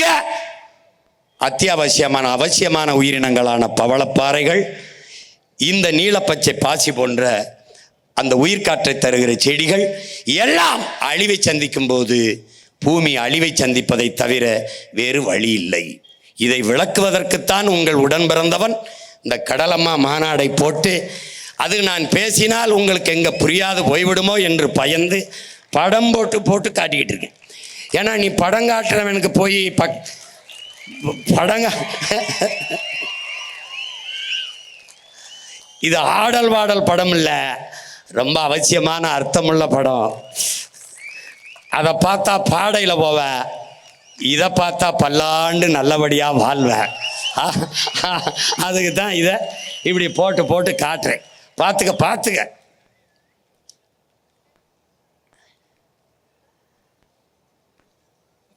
12,500 கோடி கிலோ. எவ்வளவு? 12,500 கிலோ இதுவரை கடலில் கலந்துருக்கிறதா கணக்கிடுது. 12,500 கோடி கிலோ. தலை சுத்துது. பார்த்துக்க. நீ நினைக்கிற ஒரு போத்தலை தூக்கிட்டு அப்படி போடுற. நான் ஆட்சிக்கு வந்தவரன்னு போட்டுறேன் பார்ப்போம். 6 மாதம் உள்ளதுக்கு போட்டுருவேன். நீ நினைக்கிற நீ எல்லாம் உண்மையிலேயே என் தம்பி தங்கை தானே. இந்த கேரளாவுக்கு வண்டி எடுத்துகிட்டு போடா, சாலையில் ஒரே ஒரு போத்தலை போட்டுறா பார்ப்போம். எங்கேருந்து வருவான்னு தெரியாது. காவல்துறை இல்லை, மக்கள் எடு கிளம்புன்றுவான். ஒரு சீமை கருவேலை இல்லை, ஒரு பிளாஸ்டிக் நெகிழி இல்லை. ஏன்? என் தம்பி சொன்ன மாதிரி நல்ல ஆத்தாளுக்கு, நல்ல அப்பனுக்கு அந்த பிறந்து அந்த மண்ணின் மகன் மண்ணை தன் தாயின் மடியாக நேசிக்கிறவன் ஆளுகிறான். அப்படி ஒருவன் இந்த மண்ணில் வரணும். எவனால் முடியும்? பிரபாகரன் என்ற பெருமரவனின் மகனால் தான் அது முடியும். இந்த பாரு, இதை பார்த்து உனக்கு வீட்டில் நிம்மதியாக தூக்கம் வந்துருச்சுன்னா என்னை மறந்துடுறா, இல்லைன்னா என்னை தேடி வாடா. இங்கே பாடுறா, இது எப்படின்னா நுண்ணிய நெகிழி. இது மொத்தமாக நீ பார்த்த தானே. இது துகள். இது கடல் சூப்புங்கிறான். கடலுக்குள்ள கண்ணுக்கு தெரியாது. இந்த ஒரு போத்தலில் மட்டும் 1 லிட்டர் கடல் நீரில் மட்டும் 10,000 1 லட்சம் நுண்ணிய நெகிழிகள் இருக்கு. 10,000 1 லட்சம் இந்த போத்தலுக்குள்ள மட்டும். இதனால என்னென்ன பிரச்சனை கொஞ்சம் பார்த்தே வாங்க. என்ன பிரச்சனைன்னு பாரு என்னென்ன பண்ணுது பாரு. இது என்ன ஆகிறதுன்னா பல லட்சக்கணக்கான பல கோடிக்கணக்கான உயிரினங்களை கொண்டு குவிச்சிருது. நெகிழி சூப்பாயிருச்சுங்கிறான். எப்படி நீங்கள் சின்னதாக ஒரு காய்கறியை வெட்டி போட்டு கோழி கறியை நறுக்கி போட்டு சூப் வைப்பியா அப்படின்ட்டு. இதுக்குள்ளே இருக்கிற எல்லா உயிரினங்களும் தின்னு செத்துருது. இதுவரை எவ்வளவு? 10 கோடி அளவில் இருக்குங்க. இந்த நெகிழியால் செத்தது 10 கோடிக்கு மேலே செத்துருக்குன்றான். பார்த்துக்க பாரு. இந்த பறவை இப்போ பார்த்து இந்த பறவை பார்த்து எப்படி செத்து கிடக்கு பாரு. இது யாருன்னு பார்த்தா இவன் திமிங்கலாம். 40 கிலோ பிளாஸ்டிக்கை தின்னுருக்காப்புல. தரையில் இருக்கிற யானை, புலி, கரடி, குரங்கு எல்லாம் என்ன திங்கிருந்து தெரியாமல் தின்ட்டு சாகுது. தண்ணிகள் இருக்கிறது தின்ட்டு சாகுது. இது என்னத்தை சொல்ல வருது? ஒரு நாள் நீனு இப்படி சாக போறாயின்னு சொல்லுது. நாம் என்ன நினைக்கிறோம்? அதெல்லாம் மலை எவ்வளவு உயரமோ அவ்வளவு உயரத்திற்கு நெகிழி பிளாஸ்டிக் குப்பை மலைகள் உருவாயிருச்சு. தரையில் இருக்கிற இந்த திடக்கழிவை, இந்த குப்பைகளை உங்கள் பிள்ளை எங்களால் சரி செஞ்சிட முடியும். திடக்கழிவு மேலாண்மை சரி செஞ்சிருவேன். ஆனால் தண்ணிக்குள்ளே கடலுக்குள்ளே கொட்டி நீ மூடி வைத்திருப்பதை என்னால் இல்லை ஒன்னால் என்ன செய்ய முடியும்னு பாரு, யோசிச்சு பாரு. இந்த பறவை என்ன பண்ணிச்சு? இது எவ்வளோ பாரு, 1 கோடி நுண்ணிய நெகிழிகளை இது திங்குதுன்றது. இதுக்குள்ளே இருக்குதுன்றான் 1 கோடி. எல்லாத்தையும் பார்த்துக்க. நீ வாழ்றதுக்கு இவனையெல்லாம் படுத்துகிற பாட பார்த்துக்க. இப்போ இந்த நெகிழி எல்லாம் போய் அது அந்த கடலுக்குள்ளே இருக்கிற உயிரிகளை எல்லாம் கொல்லுது. பவளப்பாறையை மூடி பவளப்பாறையை அழிக்குது. இந்த ஆல்கேங்கிற இந்த நீலப்பச்சை பாசி உனக்கு எது ஆக்சிஜனை தருதோ அதை போய் முடிக்குது. இது மண்ணுக்குள்ளே மக்கி மண்ணோடு மண்ணா போ பல லட்சம் ஆண்டுனா கடலுக்குள்ளே நீ என்ன பண்ணுவாயின்னு பார்த்துக்க. அப்போ இது என்னன்னு பாரு, கடல் மாசு. இதெல்லாம் யாருன்னு பாரு, இந்த நச்சு ஆலைகள் இருக்கிற காற்று இருக்கு பாரு, காற்று. அது காற்றை மாசுபடுத்தி ஒரு கருப்பு படலமாகி புவி வெப்பத்தை மேலே போக விடாமல் தடுத்து புவி வெப்பத்தை அதிகப்படுத்துது. இவன் யாரு? கழிவு. ஆலை கழிவு, சாய கழிவு. பார்த்துக்க, கடலை எப்படி மாத்திராம பாரு. இது யாரு? சாயக்கழிவு. இவன் யாரு? ஆலக்கழிவு.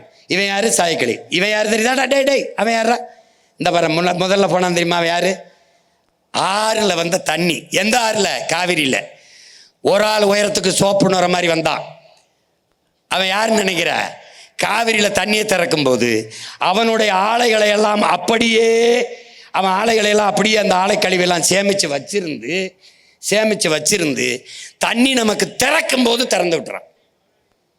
அப்ப திறந்து விடும்போது தண்ணீரோடு சேர்த்து ஆலைக்கழிவு வந்துடுது. அந்த ஆலைக்கழிவு ஒரு ஆள் 2 ஆள் உயரத்துக்கு நுரையா வருது. அவ்வளவும் விஷம். அந்த விஷம் தண்ணியில் ஓடுது, தரையில் பாயுது. தரையில் அது பாய்ஞ்சு அந்த நிலத்தில் விளையிறது என்னவா விளையும்?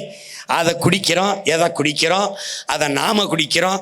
காடுகளில் நதியை நம்பி வாழ்கிற மான், மயில், கொக்கு, குருவி, யானை, சிங்கம், புலி, கரடி, நண்டு, நத்தை, மீன் எல்லாம் குடிக்குது.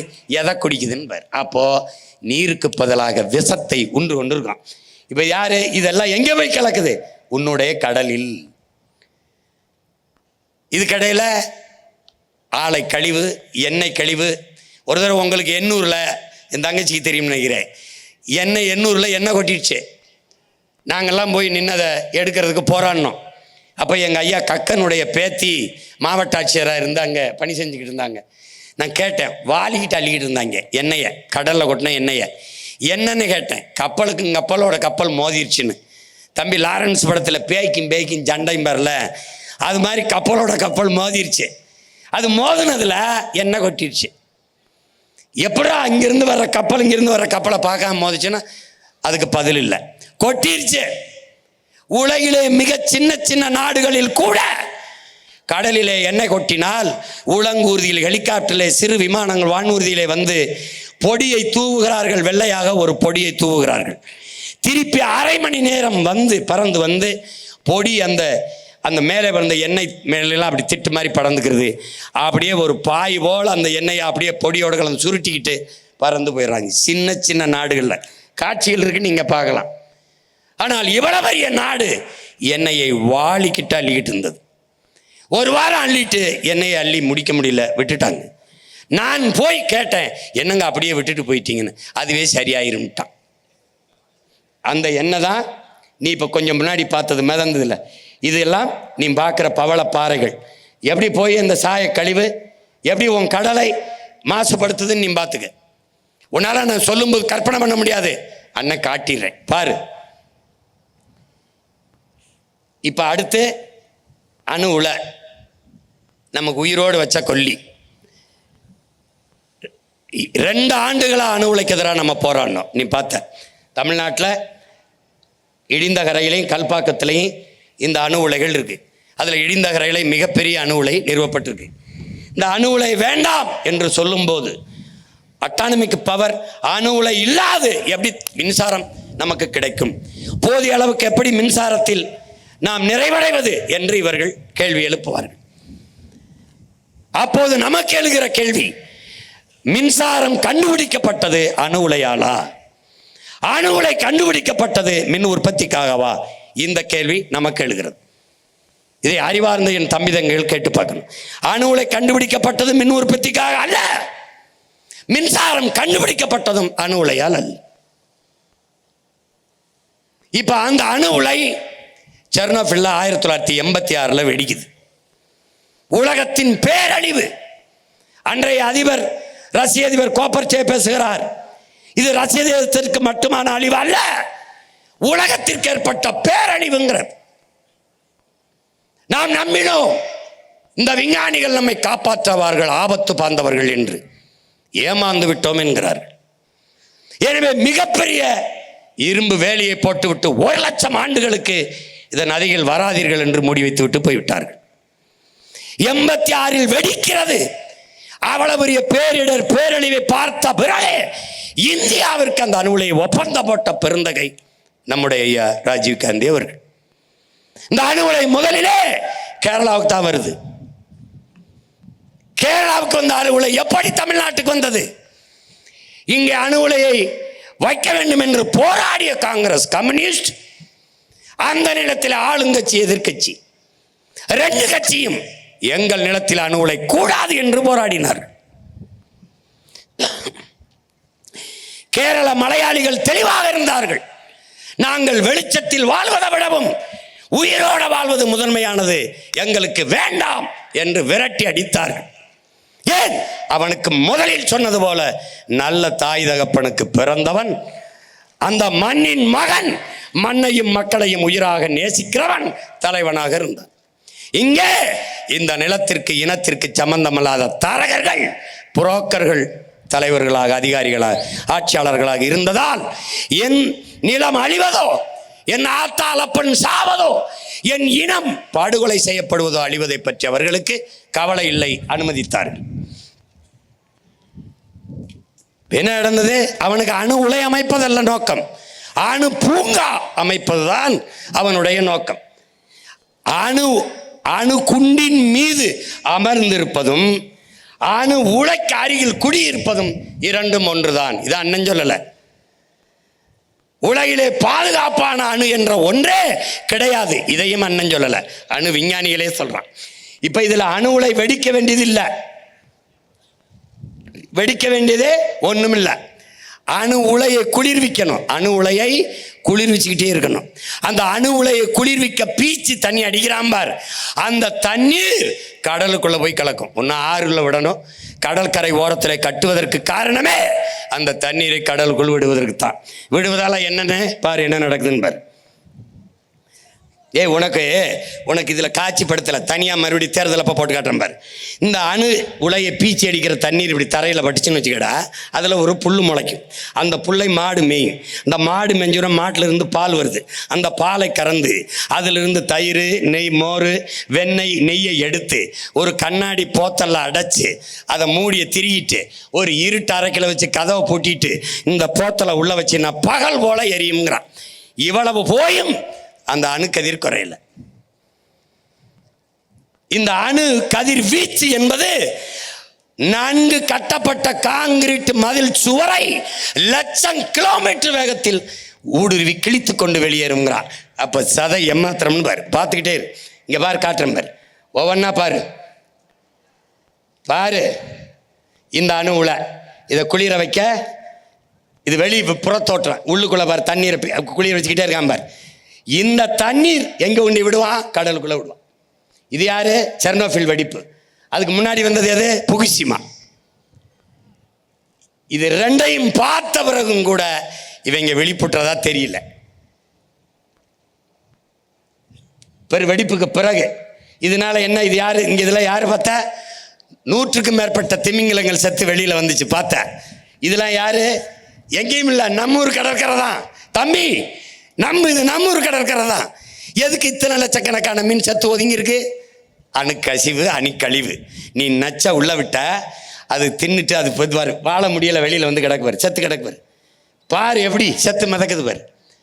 அது செத்து மிதக்குது உடனே விஷத்தை. நீ இதே மீனை கொஞ்சம் கொஞ்சமா தின்னு கொஞ்ச நாளைக்கு அப்புறம் சாவ. ஏன்? அங்க போகுது, நஞ்சு போகுது. இதை தடுக்கணும். எப்போ? உன் பிள்ளை என்னைக்கு வர்றானோ அன்னைக்கு தான் இது தடுக்கப்படும். பாரு, இப்போ பாரு, இதெல்லாம் தெரிஞ்சுக்காம நீ எனக்கு ஓட்டு போட்டு ஒன்றும் பயன் இல்லை. தெரிஞ்சுக்க போட்டா போடு, போல என்ன போய் எவனுக்கோ போடு. இது தெரிஞ்சுக்கிட்டு இல்லை அண்ணன் வந்தால் தான் நாடு மக்களும் நல்லா இருக்கும்னா என்னை நாடு, என்னை தேடு, என்னுடைய விவசாயிக்கு ஒரு ஓட்டை போடு. புரியுதா? ஆனால் நான் செய்வது என் பிறவி கடமையை செய்கிறேன். நான் இந்த இனத்தில் உன்னோட பிறந்துட்டேன், உன்னை விட்டு போக முடியல, அதனால செய்கிறேன். ஏன்? எனக்கு முன்னவன், என் ரத்தவன், என் தலைவன் இந்த பணியை செஞ்சான். அவனுக்கு முன்னவர்கள் செய்தார்கள். இதை நான், எனக்கும் பின்னவர்கள் செய்வார்கள். வெல்வோம், இதெல்லாம் சரி பண்ணுவோம். பாரு, இப்ப இது என்ன? இப்ப என்னன்னு பாரு, இது யாருன்னு பாரு. இப்ப அணு அந்த கசிவு உள்ள போய், சாயக்கழிவு, ஆழக்கழிவு உள்ள போய், இந்த நச்சு எல்லாம் போய் எப்படி கடல்வாழ் உயிரினங்கள் செத்து ஒதுங்குன்னு பார்க்குற. 30 விழுக்காட்டு உணவை நிறைவு செய்வதவன் யார்? அவன்தான். அவன் ஏன் இப்படி செத்து போனமானா அதை பற்றி பேச மாட்டேன். இப்போ நான் பேசணும், கவனமாறு. இது யாரு? அணு உள்ள அணு கழிவு. பல ஆயிரக்கணக்கான டன் எடையுள்ள அணுக்கழிவு. இந்த அணுக்கழிவை பூமிக்குள்ளே புதைக்கணும், புதைச்சி வைக்கணும். எப்படி? இந்த உலையப்பார், இது என்னன்னு பாருதியா, இங்கே பாரு, நன்கு கட்டப்பட்ட அந்த அலுமினிய தகடுக்குள்ள அப்படி கொட்டி மேலே ஒரு தகடை வச்சு வெல்டிங் வச்சு அப்படி பலாயிரம் அடி பூமியை தோண்டி அதுக்குள்ளே போட்டு புதைச்சி மூடணும். அப்படி மூடி வைக்கிற இந்த அணுக்கழிவு 50,000 ஆண்டுகளுக்கு அதன் வீச்சு குறையாதுங்கிறான். எப்படா பூமிக்குள்ள வெல்டு வச்சிருந்தா வச்சிருக்கான் பாரா, இதை ஆழ குழி தோண்டி புதைத்தும் 50,000 ஆண்டுகளுக்கு அதன் வீச்சு குறையாதுங்கிறான். ஒரு வேளை நாமெல்லாம் செத்த பிறகு, இன்னைக்கு 2800 ஆண்டுக்கு முன்னாடி இங்கே வாழ்ந்திருக்கான் தமிழன்னு தோன்றான் பார் கீழடியில், அப்படி தோண்டுனான்னு வச்சுக்க என்ன ஆகும்னு யோசிச்சுக்க. இப்ப இந்த அணுக்கழிவை இங்கே புதைக்காதை என்று இந்த நிலத்தில் நின்று போராடிய ஒரே மகன் ஓ அண்ணன், நான் ஒருத்தன் தான். இதே தூத்துக்குடியில் வந்து போறான், இங்க இருக்கிறான். எவனும் வாய் திறக்கல. ஏன்? எவனுக்கு இதை பத்தி தெரியல, அவனுக்கு தேவையும் இல்லை. ஏன்? எனக்கு இது ஒரே ஒரு நிலம்தான் இருக்கிறது, இது மண்ணல்ல, என் அன்னையின் மடி என்பதால், என் தாயின் மடி என்பதால் தவித்தேன், துடித்தேன், போராடினேன். இங்கே வைக்கக்கூடாது என்றும் போராடினவண்ண இந்திய ஒன்றிய அரசு கர்நாடகாவில் இருக்கிற கோலார், அங்கே தங்கவே இல்லை, வேலை இல்லை, அங்கே தோண்டப்பட்ட அந்த பகுதியில் புதைக்கலாம் என்று முடிவெடுக்கலை, கருத்து சொல்லிச்சு. கருத்து சொன்னதற்கு மொத்த கர்நாடகாவில் எல்லாரும் அவனவன் கட்சி கொடியை கீழே போட்டுவிட்டு கர்நாடக மாநில கொடியை தூக்கிட்டு வீதிக்கு வந்துட்டான். புதைக்கலாம்ங்கிற கருத்து, அதோட அந்த கருத்தை அப்படியே புதைச்சிருச்சு ஒன்றிய அரசு. இப்ப எங்க இருக்கு? இந்த கழிவை என் நிலத்திலே இடிந்த கரையிலேயே புதைக்கலாம் என்று இருக்கான். எப்போ? நான் இருக்கிற வரை தோன்ற குழியில் இவங்கள புதப்பனைய ஒளிய ஒரு காலத்திலும் புதைக்க முடியாது. எவ்வாறு?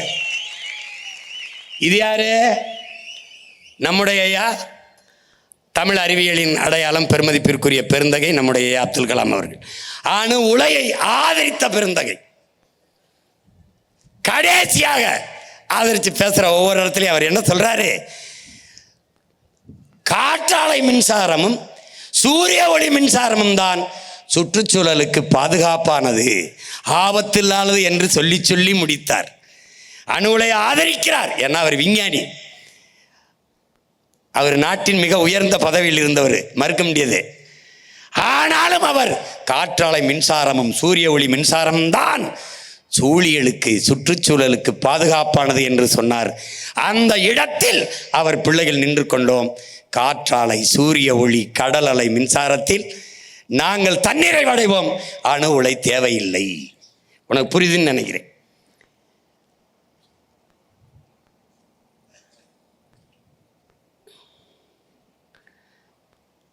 இவன் அடுத்த ஐட்டக்காரன். இங்க பாரு, சாகர் மாலா இந்தியில், தமிழ்ல யாரு?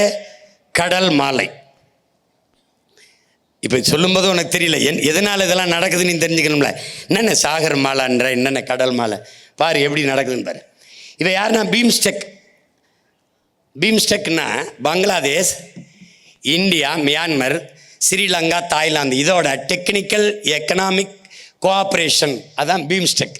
இந்த நாடுகளுடைய பொருளாதார வளர்ச்சி, இதனுடைய டெக்னிக்கல் எக்கனாமிக் கோஆப்ரேஷன், அதுக்கு இந்த திட்டத்துக்கு பேர் பீம்ஸ்டெக். இந்தியாவுக்குள்ள சாகர் மாலா, இந்தியில், தமிழில் கடல் மாலை. இந்த திட்டத்திற்கு பிலிப்பைன்ஸுங்கிற ஒரு நாட்டில் இது அந்த பிலிப்பைன்ஸ் நாட்டில் இருக்கிற வங்கி, இந்த வங்கிக்கு பேர் ஆசியன் டெவலப்மெண்ட் பேங்க். இந்த ஆசியன் டெவலப்மெண்ட் பேங்க்கில் 250 லட்சம் கோடி, ஒரு சின்ன நாட்டுக்கு 250 லட்சம் கோடி அந்த ஆசியன் டெவலப்மெண்ட் பேங்க்கு வருது. இந்த சின்ன நாட்டுக்கு 250 லட்சம் கோடி எப்படி அந்த வங்கிக்கு வருது என்று தேடினால் எங்கேருந்து வருது? அமெரிக்காவின் ராக்பெல்லர் ஃபவுண்டேஷன்லேருந்து இங்கே வருது. எதுக்காக வருது? இந்த திட்டத்துக்காக வருது. பீம்ஸ்டெக்குங்கிற இந்த சாகர் மாலா திட்டத்துக்கு வருது, பீம்ஸ்டெக்கு வருது. அதில் இந்த சாகர் மாலா திட்டத்திற்கு இந்தியா 25 லட்சம் கோடியை பெறுது, ஒப்பந்தம் போட்டுது. அதில் 8 லட்சம் கோடியை முதலில் இதில் முதலீடு செய்து. இதன் நோக்கம், இந்த சாகர் மாலாவின் நோக்கம், இந்த கடல் மாலையின் நோக்கம், சாலை போக்குவரத்து, தரை போக்குவரத்து, தொடர்வண்டி போக்குவரத்து, விண்ணூர்தி போக்குவரத்து எல்லாவற்றையும் இணைத்து கடல் போக்குவரத்து கொண்டு வரணும், கப்பல் போக்குவரத்துக்கு கொண்டு வரணும். இந்த கொண்டு வரான் பாரு, எல்லாத்தையும் கப்பல் போக்குவரத்து கொண்டு வருவான். இந்த இது யாரு? சாலை போக்குவரத்து. நீ இந்த 8 வழிச்சாலை 10 வழிச்சாலை நான் யாருக்கு போடுறான் நீ நினைச்சுக்கிட்டு இருக்க? உனக்குன்னு. அந்த பைத்தியக்காரத்தனத்துக்கு அண்ணன் பலியாக முடியாது. இது உனக்கு இல்லை, உள்நாட்டு வெளிநாட்டு பெரும் முதலாளிகள் உற்பத்தி செய்கிற பொருளை விரைந்து எடுத்து செல்வதற்கு போடப்பட்ட சாலை இது. இந்த மூடு போது பாரு, இதுக்குள்ள என்ன இருக்கு? அந்த முதலாளிகள் தயாரிக்கிற உந்துருளி மோட்டர் பைக், கார் இருக்கு. 1 டன் எடையுள்ள காரை தயாரிக்க 4.5 லட்சம் லிட்டர் தண்ணி தேவைப்படுது. மோட்டர் பைக்கு 1 லட்சம் லிட்டருக்கு மேலே தண்ணீர் தேவைப்படுது. அந்த முதலாளிகள் அவன் நாட்டில் தண்ணீரை அப்படியே வச்சுட்டு என் நாட்டில் வந்து வேட்டையாடுறான். வேட்டையாடி உற்பத்தி செய்கிற பொருளுக்கு விரைந்து எடுத்து செல்ல இந்த சாலை போக்குவரத்து பயன்படலை, விண்ணூர்தி போக்குவரத்து பயன்படலை, தொடர்வண்டி போக்குவரத்து பயன்படலை. அதனால கப்பல் போக்குவரத்துக்கு வந்துடலாம். இந்த பார் கண்டெய்னர் எங்கே ஏற்றுறான் பார் ராஜா, பார்த்துக்க. ஏற்கனவே இங்கே சென்னை துறைமுகம், இதில் 38 விழுக்காடு தான் வேலை நடக்குது. அடுத்து நம்ம தாத்தா காமராஜர் பேரில் இருக்கிறதுல 58 விழுக்காடு வேலை நடக்குது. அடுத்து நம்ம பாட்டன் வாவு சிதம்பரனார் பேரில் இருக்கிறதுல 55 விழுக்காடு தான் அந்த துறைமுகத்தில் வேலை நடக்குது. நல்லா கவனிச்சுக்க. 3 இயற்கை துறைமுகங்கள் நமக்கு இருக்கு. அதுலேயே 38, 58, 55 விழுக்காடு தான் வேலை நடக்குது. எந்த இடத்திலையும் ஏற்றுமதி ஆகாமல் பொருட்களோ இறக்குமதி ஆகாமல் பொருட்களோ தேங்கி நிற்கல. அப்ப புதிதாக துறைமுகம் எதுக்கு பதில் இல்லை. இப்ப என்ன நடக்குது? இந்த LNT 330 ஏக்கர்ல இந்த துறைமுகத்தை வச்சிருக்கான், எடுத்திருக்கான் லீஸுக்கு. இதை புதுசா ஒன்று தொடங்க முடியாது, விரிவாக்கம் செய்து கொள்ளலாம். யார்கிட்ட ஒப்பந்தம்? அன்னைக்கு இருந்த முதல்வர் ஐயா கருணாநிதி அவர்கள் அதானி குழுமத்துக்கு இந்த ஒப்பந்தத்தை கொடுக்கிறார். இந்த 320 ஏக்கரில் இருந்து 6111 ஏக்கர் இந்த துறைமுகத்தை விரிவாக்கம் செய்து கொள்ளலாம் என்று ஒப்பந்தம் போடுகிறார். அதுதான் காட்டுப்பள்ளி துறைமுகம். இங்க பார், இவன் எதுக்குடா இவ்வளவு பெரிய துறைமுகம் நீ கேட்டால் உன்னிடத்தில் சொல்வார்கள், ஏற்றுமதி செய்வோம் இறக்குமதி செய்வோம் என்பார்கள். அடுத்த கேள்வி நம்ம என்ன கேட்போம்? எதை ஏற்றுமதி செய்வீர்கள், எதை இறக்குமதி செய்வீர்கள்? என் நாட்டின் என் நிலத்தின் வளத்தை எல்லாம் ஏற்றுமதி செய்வார்கள். பாரு, மீத்தேனு, ஈத்தேனு, நிலக்கரி எல்லாவற்றையும் ஏற்றுமதி செய்வார்கள். எதை இறக்குமதி செய்வார்கள்? காரு ஏற்றுமதி, இங்க முட்டை ஏற்றுமதி. எதை இறக்குமதி? வெங்காயம், பருப்பு. இந்த வெங்காயம் பருப்பை கூட நமக்கு விளைய வச்சு தர முடியாத பருப்புக்கிட்டையும் வெங்காயத்துக்கிட்டையும் நாட்டை கொடுத்துட்டு நீ இப்போ பொங்கலுக்கு 3000 தருவேன், போய் ரேஷன் கடையில் மண்டியை போட்டுக்கிட்டு நில்லு. 1 முளை கரும்பு தருவானா, அப்படியே 1 முளை கயிறு தருவான், வாங்கி தூக்கில் போட்டு தொங்கு. பாரு பாரா, வெங்காயம் பருப்பு இறங்குதுரா. எப்படி? இப்போ எதுக்காக இந்த காட்டுப்பள்ளி துறைமுகம் புரியுது. அது போக ஏற்கனவே கொச்சின்ல இருக்கு, திருவனந்தபுரத்தில் இயற்கை துறைமுகம் இருக்கு. அதுபோக விழிஞத்தில் 8000 கோடிக்கு முதல்ல வந்து அதானி துறைமுகம் கட்டுறாப்புல. அந்த துறைமுகத்துக்கு 80 லட்சம் டன் கற்களை கொட்டி மேவனம். அந்த 80 லட்சம் டன் கற்கள் என் நிலம் கன்னியாகுமரியிலிருந்து வெட்டி எடுத்துட்டு போகப்படுது. அவன் ஊர்ல மலை இருக்கா? இருக்கு. எந்த மலை? இதே மேற்கு தொடர்ச்சி மலையின் தொடக்கம் அங்கதான். அவன் மலையை வெட்டாம ஏன் மலையை வெட்டான்? அதே சேம் டைலாக் தான். நல்லா ஆத்தாளுக்கு அப்பனுக்கும் உனக்கு புரியுதுன்னு நினைக்கிறேன். டேய், சிற்றணையில் 4 மரத்தை வெட்டி தூர்வாரிக்கிற அனுமதிக்காத. அவன் மரத்தை வெட்டினால் நட்டு வளர்க்கலாம், அனுமதிக்கல. மலையை வெட்டினால் ஒன்றும் செய்ய முடியாது, வெட்ட அனுமதிக்கிறான் யார்? இவன். ஏன்? அவன் மலை இல்லை, எனக்கு மலை இல்லை, என் தாயின் முளை, அதனால நான் கதறேன். அவன் சிரிக்கிறான். புரியுதா? புரியுதா? இப்போ இங்கே கன்னியாகுமரியில் தோண்டின பள்ளத்தை ஏன் அப்படியே வச்சுருக்கேன்? எவன் அந்த கற்குவாரியில் தோண்டினானோ அவனையெல்லாம் அங்கே போட்டு மூடுறதுக்கு தான் வச்சுருக்கேன்.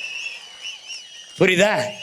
அதான் அந்த இடத்துல இப்போ காட்டுப்பள்ளியில் 6011 ஏக்கரில் செயற்கை துறைமுகத்தை கட்டினால் மறுபடியும் அந்த கடற்பரப்பை மூட என் மலையை வெட்டுவான். செயற்கையா கற்களை கொட்டி மூடுவான். பல கோடிக்கணக்கான நுண்ணுயிர்கள் சாகும். அங்கே என் கடல் சிதைத்து அழிக்கப்படும். கடல் என்பது கடல் அல்ல, என் தாயின் மடி என்பதை தமிழ் இளம் தம்பி தங்கைகள் புரிந்து கொள்ளும். எதற்கு துறைமுகத்தை எதுக்குறா, எருக்கு இதை எதுக்குறா, இதெல்லாம் வளர்ச்சிக்கு எதிரே பைத்தியக்காரா. ஏற்கனவே இருக்கிற துறைமுகத்திலே பணி நடக்கல, 50 விழுக்காடு தான் நடக்கிறது. பிறகு எதற்காக 6111 ஏக்கர்ல தனியார் முதலாளி கட்டுகிறார்? அதான் கேள்வி. எதற்காக? முதலாளிகளின் வேட்டைக்காக. சாகர் மாலா என்கிற கடல் மாலை. அதனால் கடற்கரை ஓரங்களில் வாழ்கிற என் மீனவ சொந்தங்களை வெளியேற்றான். விரைந்து செல்ல சாலை போட பன்னெடுங்காலமாக வாழ்கிற பூர்வ குடிகளை வெளியேற்றான். அங்கே படகை நிறுத்தாதே வெளியேற்றான். மீனை பிடிக்க முடியாத நெருக்கடிக்கு எங்களை ஆளாக்குறான். பார் என்ன நடக்குது. நில வேளாண்மை போல கடல் வேளாண்மை செய்தவர்கள் யார்? எம் இன சொந்தங்கள் மீனவர்கள்.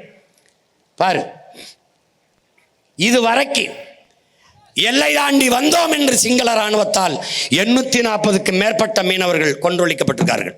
840க்கும் மேற்பட்ட மீனவர்கள். பார்த்துக்க, இந்தியாவின் வலிமை மிக்க கடற்படை உலகத்தின் வலிமை மிக்க 6வது கடற்படை இந்திய கடலுக்குள்ளே நிற்குது. எதற்கு? பாதுகாப்பு பணியை செய்ய. சொந்த நாட்டு மக்களை இன்னொரு நாட்டு இராணுவம் சுட்டுக் கொள்ளும் போது தடுத்து பாதுகாக்காத இந்த இராணுவம் என்ன செய்தது என்ற கேள்வியை இந்த நிலத்தில் ஒரே ஒரு மகன், உன் உடன் பிறந்தான் மட்டும்தான் திரும்ப திரும்ப கேட்டுக்கொண்டிருக்கிறேன். குஜராத் மீனவனை பாகிஸ்தான் கடற்படை இராணுவம் கைது செய்கிறது. இந்திய கடற்படை இராணுவம் விரட்டி கொண்டு போய் தடுத்து அந்த மீனவனை மீட்டுக் கொண்டு வருகிறது.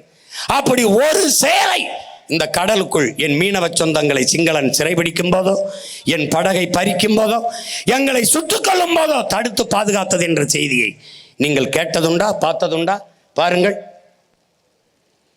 எத்தனை 840க்கும் மேற்பட்ட உயிர்கள். இந்த காட்சியை பாருங்கள் என் உடன் பிறந்தார்களே. 12 நம் உடன் பிறந்தார்களே, நம் அண்ணன் தம்பிகளை ஒரே சங்கிலியில் பூட்டி இழுத்து கொண்டு போய் எவ்வளவு அவமதிக்கிறான் என்பதை நீங்கள் பாருங்கள். எவ்வளவு 12 பேரை இங்கே பாருங்கள், மொட்டை அடிக்கிறான். இந்த மொட்டை அடிப்பது எனக்கல்ல அவமானம், இந்த நாட்டை ஆள்கிற தலைவர்களுக்கு அவமானம், இந்த இனத்திற்கு அவமானம், இந்த நாட்டை ஆளுகிற பிரதமர் முதல்வர்களுக்கு ஏற்படுத்திய அவமானம். உன் நாட்டின் குடிமகனை இன்னொரு நாடு தலைமுடியை வலித்து அவமதிக்குது என்றால் அது உங்களுக்கான அவமதிப்பு இல்லையா? இந்த நாட்டுக்கான அவமதிப்பு இல்லையா? அறிவார்ந்த தமிழ் சமூக மக்கள் சிந்திங்க. இந்த படகை பறித்து கொண்டு போய் பல லட்சக்கணக்கான அந்த விலை மதிப்புள்ள இந்த படகை பறித்து கொண்டு என் மக்களின் வாழ்வாதாரமாக இருக்கிற இந்த படகை பறித்து கொண்டு போய் அரசுடைமாக்கி ஏலம் விடுகிறது சிங்கள அரசு. இன்னும் எத்தனை காலத்திற்கு எங்களை சிறைப்படுத்தி எல்லை தாண்டி வருகிறான். ஏதோ மீனவர்கள் எம் இன சொந்தங்கள் சிங்களர்கள் கடற்பரப்பில் மீனை திருட வந்தது போல திரும்ப திரும்ப அந்த குற்றச்சாட்டை வைத்து எங்களை சிறைபிடித்துக் கொண்டே இருக்கிறார்கள். இது இந்திய கடற்படை. இங்கே பாருங்கள், இது சென்னை மெரினா கடற்கரையில் இந்த விண்வெளியில் வித்தை காட்டுகிறது இந்திய இராணுவம். தன்னுடைய வானூர்தி வலிமையை காட்டுது, விண்படை வலிமையை அப்படியே குட்டிக்காரன் அடிக்குது, வித்தை காட்டுது. இதையெல்லாம் 15 நாளுக்கு ஒரு தடவை கடலுக்குள்ளே காட்டியிருந்தால் சிங்களன் எங்களை தொட பயந்திருப்பான். இந்த விண்வெளி வித்தையில் 15 பேர் செத்து போனான்.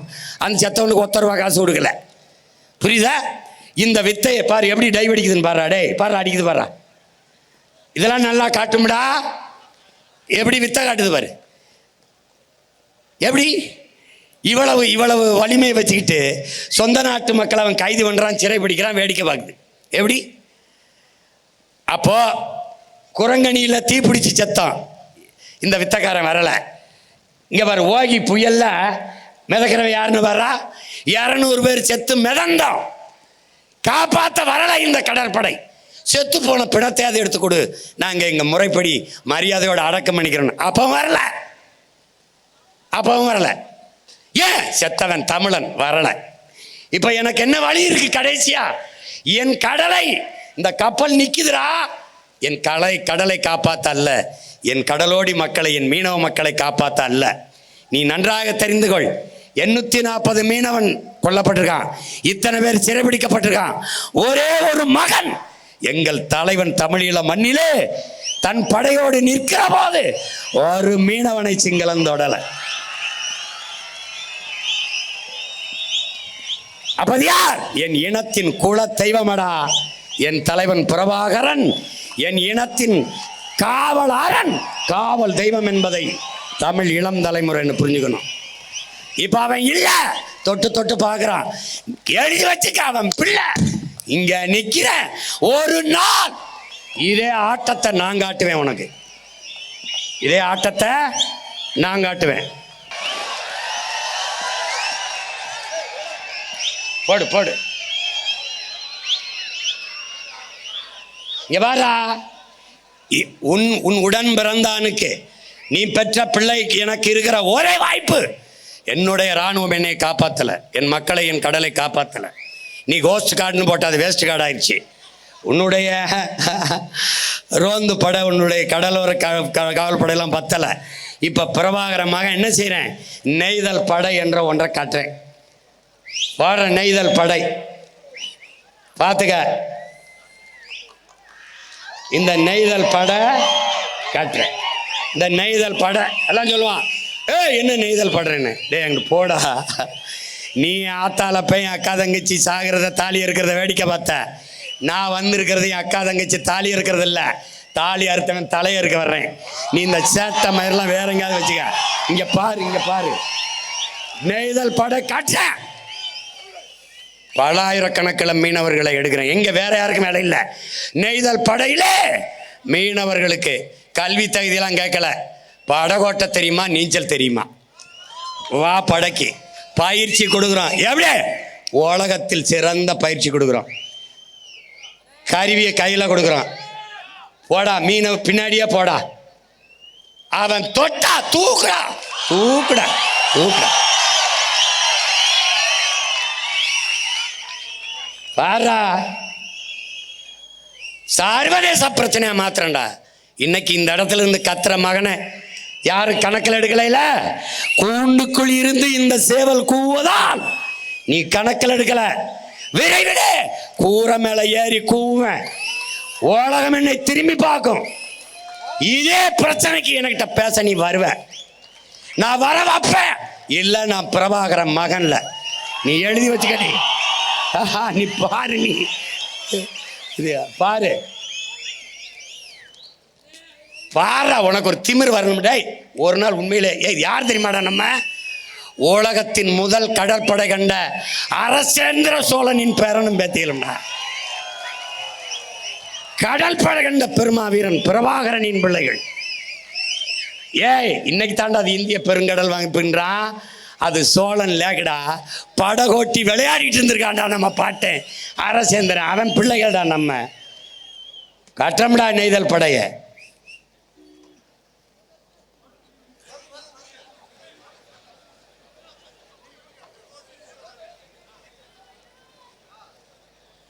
கட்டம். இப்போ என்ன தெரியுமா? அம்மாவோட கொஞ்சம் பேசிக்கிறேன். அம்மா, எங்கள் கடலம்மா, உன் பிள்ளைகள் எங்களின் பிழை பொறுப்பாயா தாயே? பிழை பொறுப்பாயா? நீ எங்களுக்கு உப்பு தந்தாய், உணவு தந்தாய், உயிர் காற்றாய், மூச்சும் தந்தாய். உப்பிட்டவரை உள்ளளவு நினை என்றோம். உப்பிட்டு உணவு தந்த, உயிர் தந்த உன்னை உயிராக போற்ற மறந்தோம். அம்மா, மன்னிப்பாயா? மன்னிப்பாயா? முத்து தந்தாய், பவளம் தந்தாய், சத்துள்ள மீன்கள் வகை வகையாய் வாரி தந்தாய், நண்டு தந்தாய், ஆமை தந்தாய், சுறா எறா எல்லாம் தந்தாய், என்னென்னவோ அள்ளி தந்தாய். எண்ணி சொல்ல ஒன்றா ரெண்டா? என் தாயே, என் தாயே, நீ மழையா எங்களுக்கு குடிக்க நீர் தந்தாய். உன்னை குப்பை மேடாக்கினோம். குளிக்க நீர் தந்தாய், நாங்கள் குளித்தோம். உன்னை அழுக்காக்கினோம். என் அம்மா,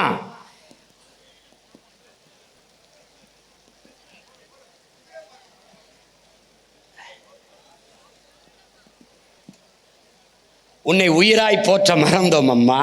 பாரு, அவதான் எல்லாம் தந்தா. வகை வகையா மீன் தந்தா, நண்டு தந்தா, ஆமை தந்தா,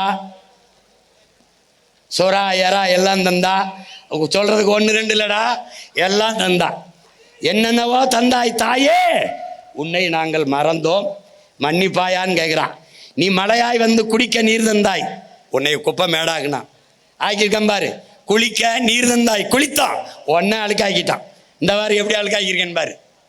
பாரு பாரு பாரு. இது என்ன சொல்றான்? இந்த நானிலம் செழிக்க அருவியாய் ஆராய் ஓடையாய் ஓடி வந்தாய். ஆலை கழிவையும் சாயக்கழிவையும் அதில் கலந்து உன்னை சாக்கடை ஆக்கினோம் தாயே, சாக்கடை ஆக்கினோம். ஆக்கியிருக்க பார்த்துக்க பார்த்துக்க. ஏன்னா படம் பார்த்து கெட்டு போனா இந்த படம் பார்த்தா திருந்து. அன்னையே அன்னையே, நீ அமுத பால் ஊட்டினாய், அதை அறிந்திக் கொண்டே, அந்த பாலை அறிந்திக் கொண்டே உன் வாயிலே நாங்கள் நஞ்சை ஊட்டினோம். இந்தவர் எப்படி நஞ்சை ஊத்திருக்கா பாரா. டேய் பாரா, மனிதனை அழிக்க ஆயுதங்கள் பல செய்தோம், அணுகுண்டுகளும் செய்தோம். அது வெடிக்குதா இல்லையா என்று என் அம்மா உன்மேல வீசித்தான் சோதனை செய்தோம். எது செஞ்சாலும் கர்மம் முடிச்சவன் வெடிக்குதானே அவ தலையில தான் போடுவான். இந்த மாதிரி போடுறான் பாரு. பாராடே பாரா, இந்த பாவம் உன்னை சும்மா விடாது பாரு. உன் நெஞ்சில் வீசித்தானே சோதனை செய்தோம் தாயே. ஆறு வறண்டது, ஏரி வறண்டது, குளம் வறண்டது, குட்டை வறண்டது, கண்மாய் வறண்டது, கால்வாய் வறண்டது தாயே. என் கடலம்மா, நீ வறண்டால் என்னாவோம் என்று எண்ணி பார்க்க மறந்து விட்டோம் தாயே. மன்னிப்பாயா உன் மக்களை, மன்னிப்பாயா? பாரு, அவ வறண்டா என்ன ஆகும்னு யோசிச்சுக்க. உன் மக்களை மன்னிப்பாயா தாயே? என் அம்மா கடலம்மா மன்னிப்பாயா? கரையிலிருந்து பார்த்தால் கண்ணு கெட்டினவரே, கண்ணுக்கு வெறும் தண்ணீர் தான் தெரிகிறது அம்மா. ஆனால் உனக்குள் எத்தனை கோடி உயிரினங்கள் இருக்கிறது என்பது எவர் கண்ணுக்கு தெரிகிறது தாயே? எவர் கண்ணுக்கு தெரிகிறது? 100 கோடிக்கு மேலே, 100 கோடிக்கு மேலே உயிரினங்கள் வாழுதுங்கிறான். பார்த்துக்க நீ. ஆனால் நமக்கு அது தெரியுதில்ல, வெறுமனே. இது என்ன சொல்றாங்க நபிகள்? ஒரு அருளாளரை போல எல்லா வளங்களையும் அள்ளி தருகிறாய் எங்களுக்கென்று இறைதூதர் நபிகள் நாயகம் சொல்றார். ஒரு அருளாளரை போல கடல் நமக்கு. அதனால தான் அதுக்கு பேர் என்ன? கருணை கடல்னு பேர். அடுத்து என்ன? கொந்தளிக்கிற அலை. அது இறைமகன் இயேசுவின் ஒற்றை சொல்லுக்கு கட்டுப்பட்டு அது நடந்து செல்ல பாதை கொடுக்குது. நடந்து செல்ல பாதை கொடுத்தவள்.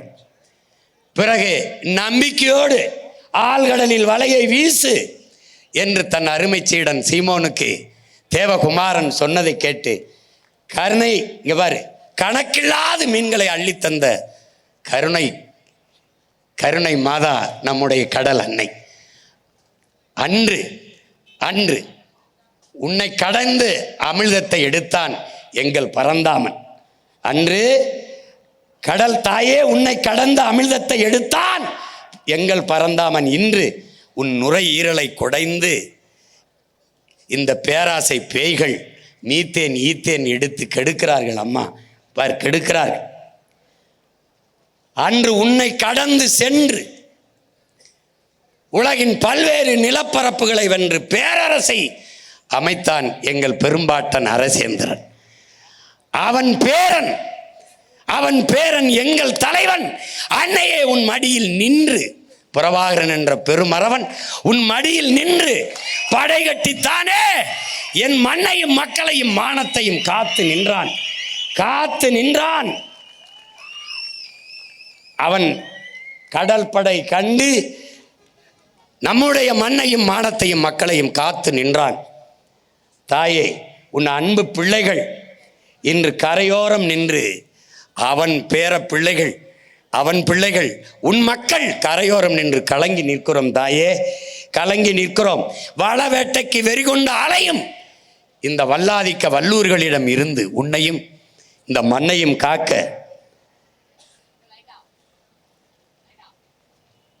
கூட்டாண்மை கொள்ளையர்கள், கார்ப்பரேட் முதலாளிகள், கூட்டாண்மை கொள்ளையர்களிடம் இருந்து இந்த நாட்டையும் மக்களையும், என் மண்ணையும் மக்களையும் காக்க வழியில்லையே என்று உன் கரையோரத்தில் கலங்கி நிற்கிறோம் தாயே. வழியில்லையே என்று கலங்கி தவித்து நிற்கிறோம் தாயே. என் அம்மா கடலம்மா, இந்த பிள்ளைகள் செய்த பெரும்பிள்ளையை பொறுப்பாயா? ஒன்றுதான் சொல்ல தோன்றுகிறது என் அம்மா. அன்றைக்கு நீ அந்த ஒற்றை உயிர், ஒற்றை செல் உயிரான அந்த உயிரை நீ பிறப்பிக்கவில்லை என்றால் உலகத்தில் இத்தனை பிரச்சனைகள் உனக்கு வந்தே இருக்காதே தாயே. அந்த ஒற்றை செல் உயிரினத்தை இந்த தாய் அன்று பிறப்பிக்காமல் இருந்திருந்தால் அவளுக்கு இத்தனை பிரச்சனை வந்திருக்காது. அதனால் என் அம்மா கடலம்மா,